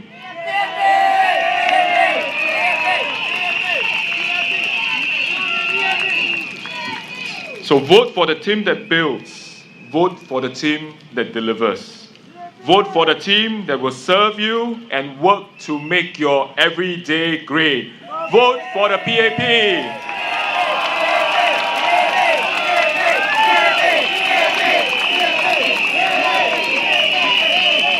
Let's work together to make every day great and Tampines together.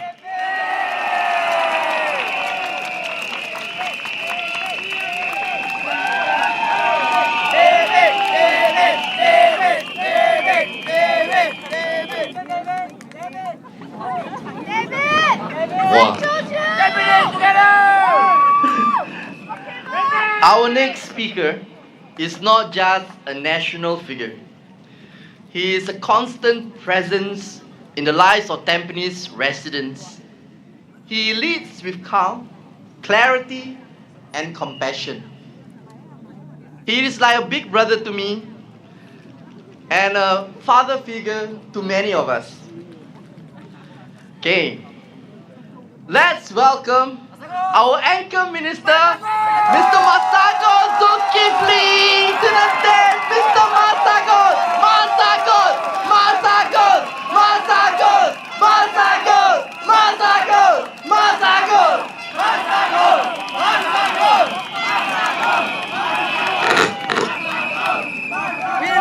Dear residents of Tampines, First, let me thank all our fellow Tampines residents who spoke before us. And let's give again a special Tampines welcome to our SM Lee.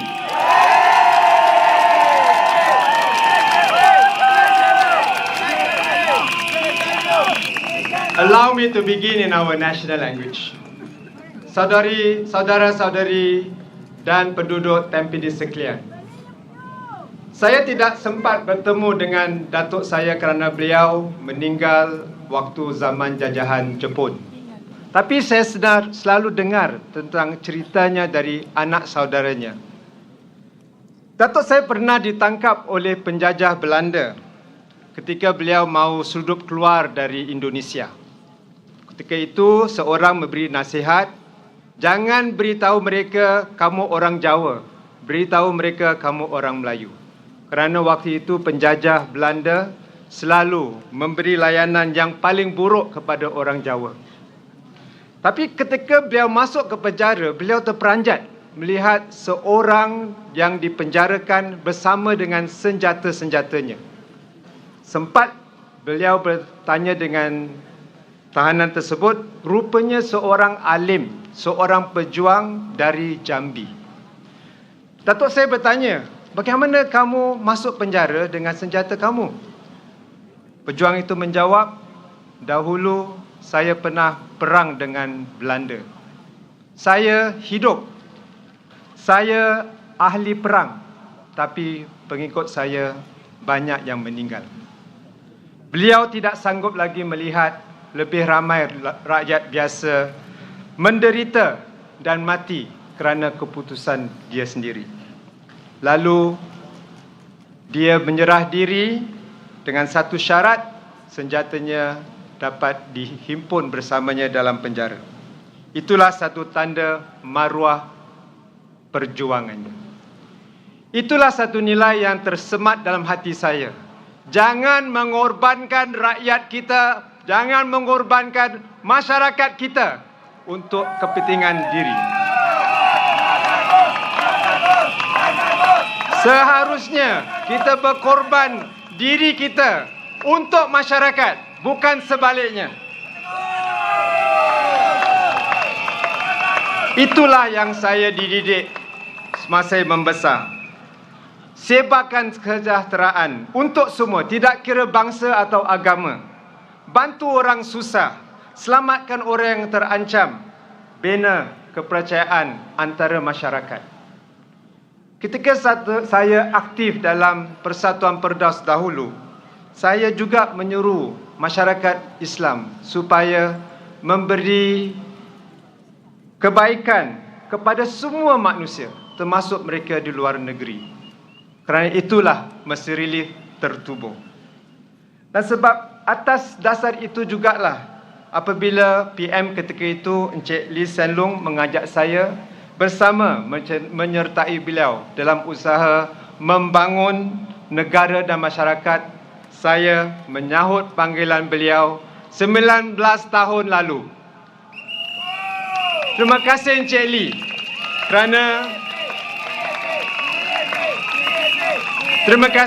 Lee kerana meyakinkan saya untuk berkhidmat demi negara, demi masyarakat kita. 5 tahun lalu saya mengambil alih tugas daripada Dr. Yaakob Ibrahim, seorang tokoh kita juga yang banyak berjasa kepada masyarakat kita. Walaupun beliau sering dikecam, beliau tetap sabar, beliau beristiqamah. Begitu juga Encik Abdullah Tarmugi. Beliau kekal komited kerana sayangnya beliau kepada masyarakat kita. Kita sedar masih banyak yang belum sempurna. Tidak semua permintaan masyarakat dapat dikabulkan dengan serta-merta. Saya mohon maaf jika ada perkara yang belum dapat ditunaikan. Namun, pemerintah akan terus berusaha. Kami akan terus mendengar, berdialog agar segala permasalahan masyarakat kita diselesaikan sebaik mungkin walau sesukar manapun. Kerana jasa pemimpin-pemimpin sebelum kita, masyarakat kita telah bangun dengan lebih kukuh sejak berbanding daripada 60 tahun yang lalu. Kini kita berada di ambang kejayaan menuju sebuah yang saya sebut masyarakat gemilang, yang bukan hanya gemilang dan maju, tapi sebenarnya dihormati masyarakat lain di Singapura dan di luar negeri. Menteri-menteri dari Kemboja, Filipina dan Thailand sendiri datang memohon kepada saya, bantulah kami bangunkan masyarakat gemilang di negara kami. Mereka mahu supaya mereka juga dapat menikmati keamanan dan kemakmuran dan hidup harmoni dengan masyarakat lain. Saya berhasrat untuk membantu mereka bersama anda semua. Tuan-tuan dan puan-puan, hasil kemajuan kita semua, kini kita mampu membina 2 masjid lagi. Satu di Tampines dan satu di Tengah. Kita juga dapat membantu fakir miskin di negara kita kerana kemajuan ekonomi masyarakat kita. Tapi kita tidak melupakan penderitaan mangsa di Gaza. Setakat ini masyarakat kita telah dengan murah hati mereka dapat mengumpulkan $15 juta untuk mangsa kekejaman di Gaza. Terima kasih masyarakat Melayu Islam.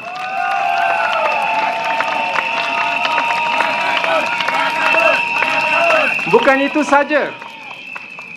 Kerana asatiza kita lebih bertauliah, mereka lebih bersedia untuk mengajar di institusi yang lebih tinggi. Saya menjadi yakin bahawa inilah waktunya kita membina Kolej Pengajian Islam Singapura.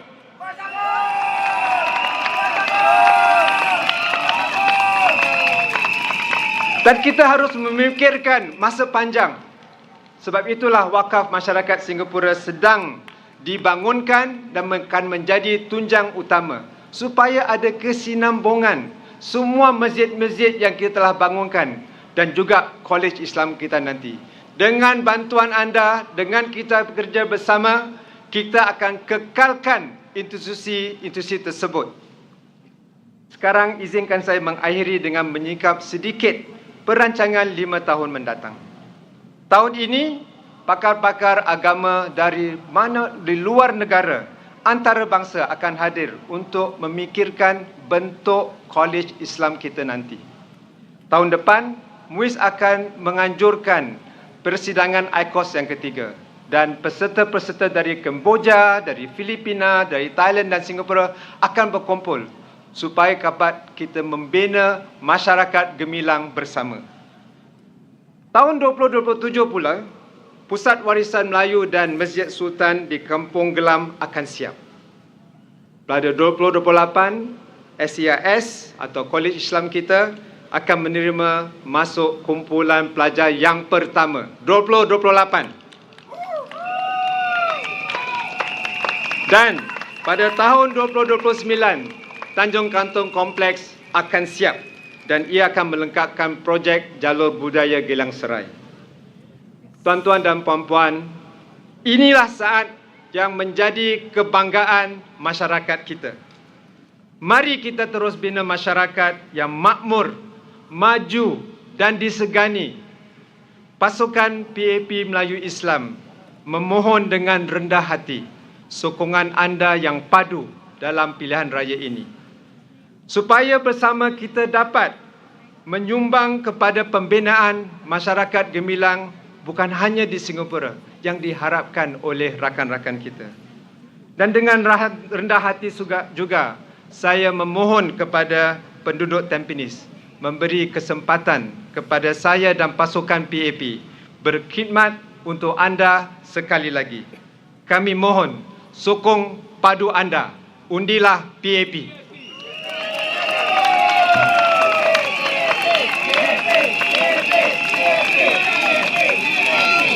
Dear residents of Tampines, tonight we have come to ask Tampines residents to give us the opportunity to imagine, to shape, to build the future of Tampines together. The PAP government has been building homes, building roads, facilities for decades. But more than that, it was the PAP government that shaped the very soul of our country. We come from all walks of life, but we can live harmoniously together, regardless of race, language, or religion.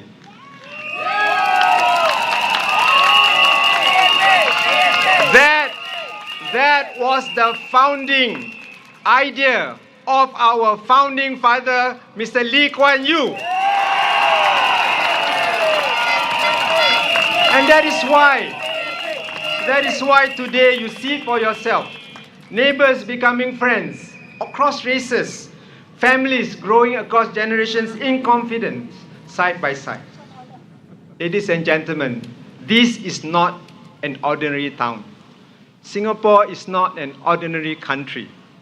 Tampines is also where innovation and hearts go hand in hand.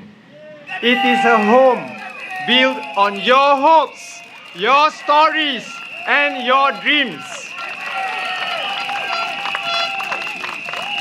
Remember in 1979, Tampines was already a pioneer in urban living. It was never just a housing project. It was a bold vision, one that earned the only UN World Habitat Award in 1992.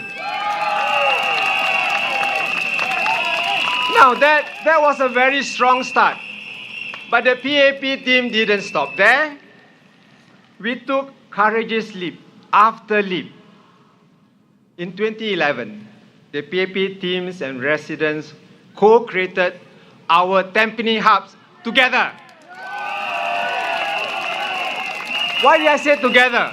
Because we wanted a place that's not just a facility. We wanted a place where it's not just for convenience. We wanted a place where there's connection.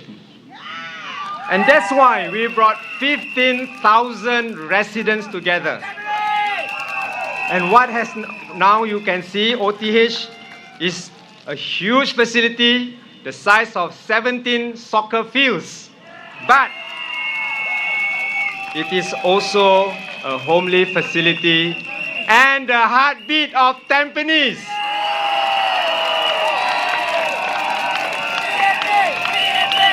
Now together, the PAP team has delivered.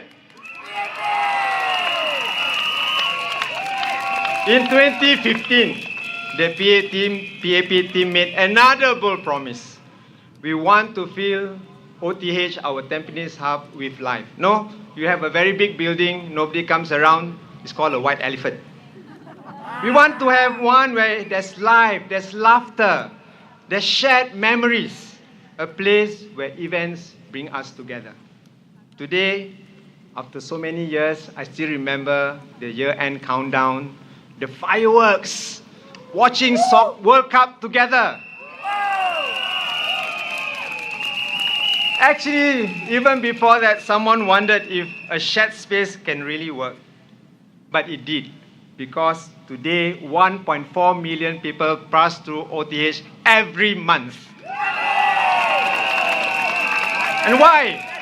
Because what we created, not just a venue for events, we built a living, breathing community space, which is Tampines residents' way of life. Our promise in 2015, we delivered.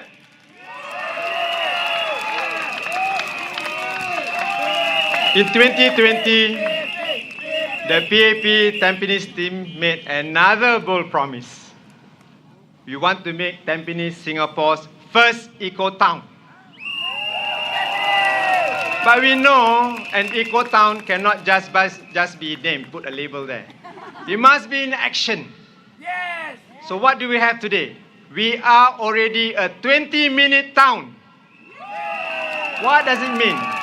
It means you can walk to clinics, schools, parks, groceries. It's always close by.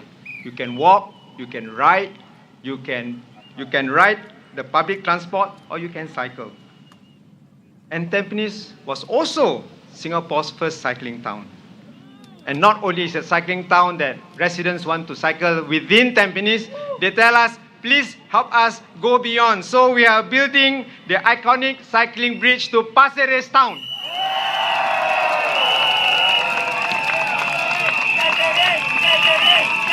Now, this plan was so, everyone heard about it, that even a Temasek company came and said, let's do something even bigger.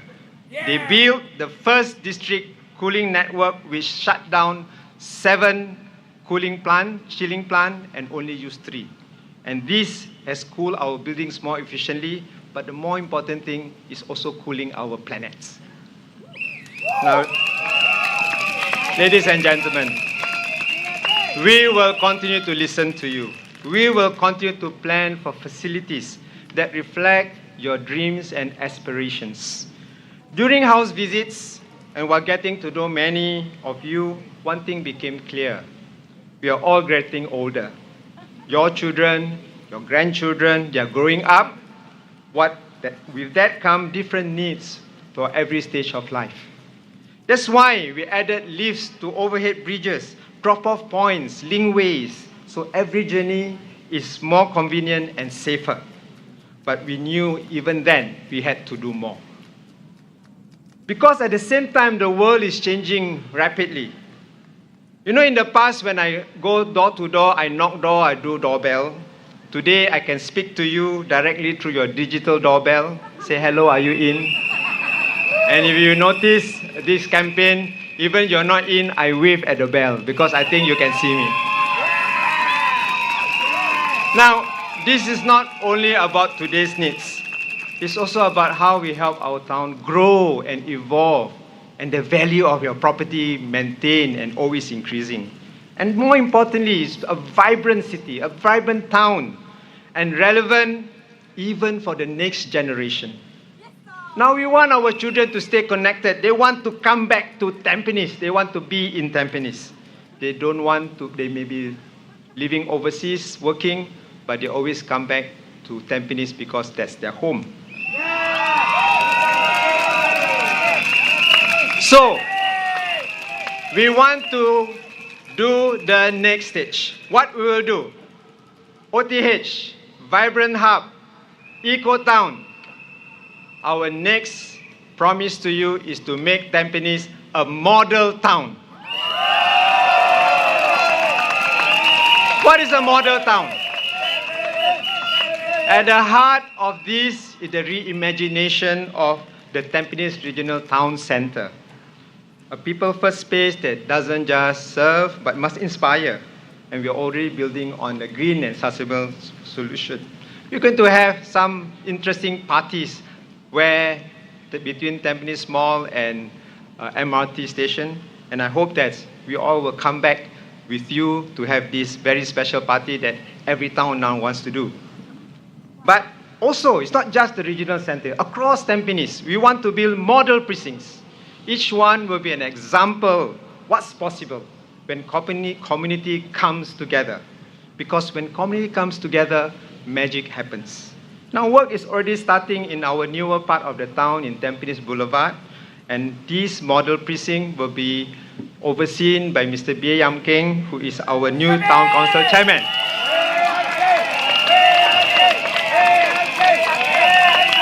Ladies and gentlemen, anyone can build a town, anyone. But a model town, that takes more than bricks, because it takes heart and people. Here in Tampines, we are more than just buildings and plans. We are a caring community, and that's what makes the difference.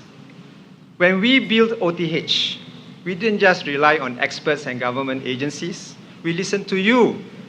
We designed it with you and for you.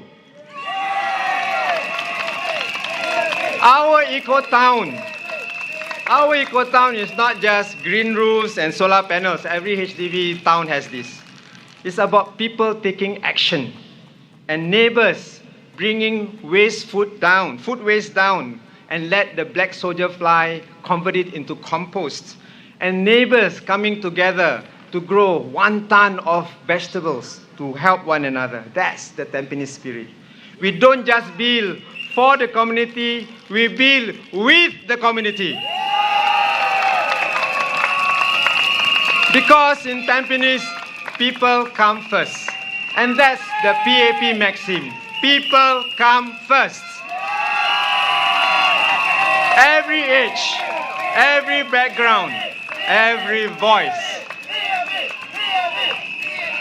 For our seniors, we honor those who build our nation. We want to make the aging journey one of dignity and care. That's why in Tampines, we don't have 1 polyclinic, we have 2 polyclinics. Today, we already have 9 active aging centers, very modern. I've seen many of them, but we will build more. Because this is the way we want our seniors to stay active, connected, and going well, aging well. And even in the north of Tampines, a new nursing home is being built to ensure that our seniors are kept near their home.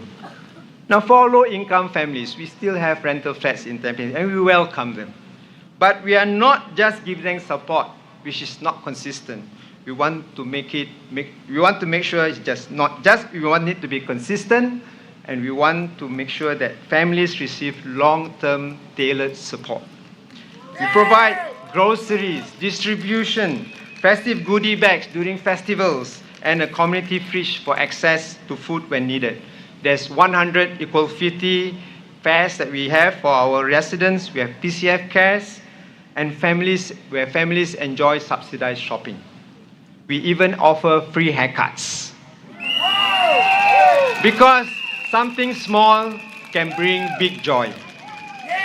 Now for families, we are building a Tampines where families feel at home at all stages.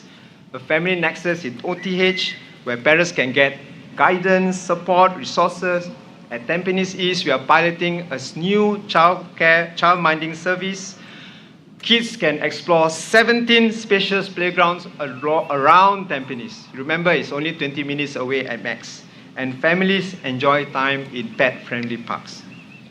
Even families with children with disabilities, there's the pilot enabling services hub in Tampines, because we want them to be part of us. We involve them in events like Shaping Hearts, which is led by Mayor Desmond Chu. We have Inclusivity Sports Festival. Our message is, in Tampines, our team makes sure everyone belongs. This, ladies and gentlemen, is our vision. This is our promise. This is our PAP Tampines 5-year plan, not just about buildings, about community. A forward-looking roadmap built on the strong foundation successive leadership have built. It reflects your vision, our shared vision, our effort, and we are setting it for the next chapter of Tampines as a model town shaped by a caring and connected community. So, I encourage you to ask around. It's not too late to stay informed and ask, what is the opposition going to do for Tampines? Well, at least one of them said, don't worry. We will take Masago's plan and implement it. I said to them, excuse me, that's my plan. And just because you have read the in-flight magazine doesn't mean you know how to fly the plane. Residents, I know you know the difference. With PAP Tampines, we have always moved forward, journeying side by side with you, your ideas lighting the path. It's about putting you, the people, at the heart of everything we do. In the PAP Tampines PAP team, we have a diverse group of candidates, each with unique backgrounds, unique strengths and experiences. Whether young parents, long-time community leaders, professionals with deep expertise, our team reflects the voices, values, and hopes of Tampines. We are equipped with the hardware, the knowledge, skills, and plans to build progress. And I've seen my teammates their compassion, their empathy, their commitment to truly serve. Because representation is not just about a seat at the table. It's about someone who understands you, stands up for you, and works for you. And that's who we are. This is me and my PAP Tampines PAP team. Today, therefore, we ask you humbly, we need your support. We need your support. We can't do this alone. We need you. We need your votes. Give us the opportunity to serve you again. And we promise you this, and you know, when PAP wins, Tampines wins. So let's build Tampines together. Let's build a model town for a caring community. Thank you.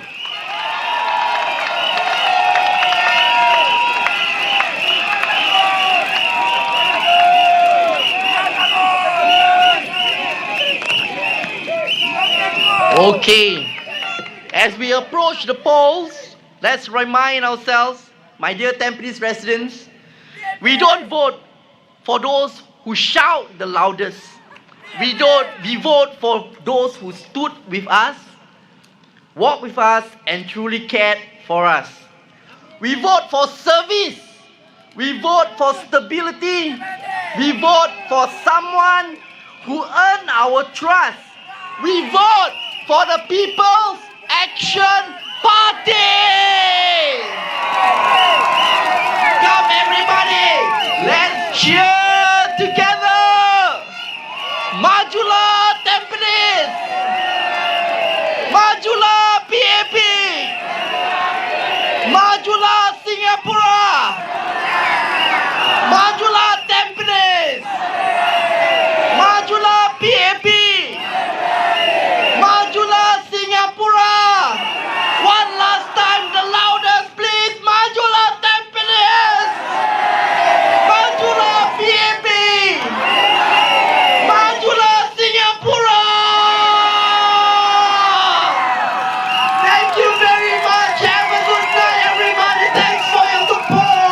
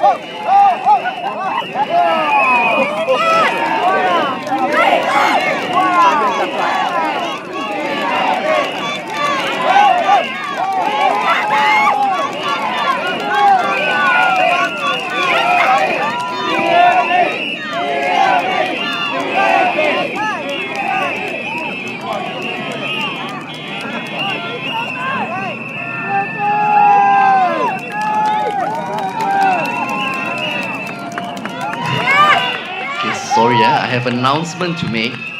The police found an NRIC, right, by the name of Wendy in the rally site. Would you be able to approach any one of the police officers for your lost NRIC? Wendy. Thank you very much.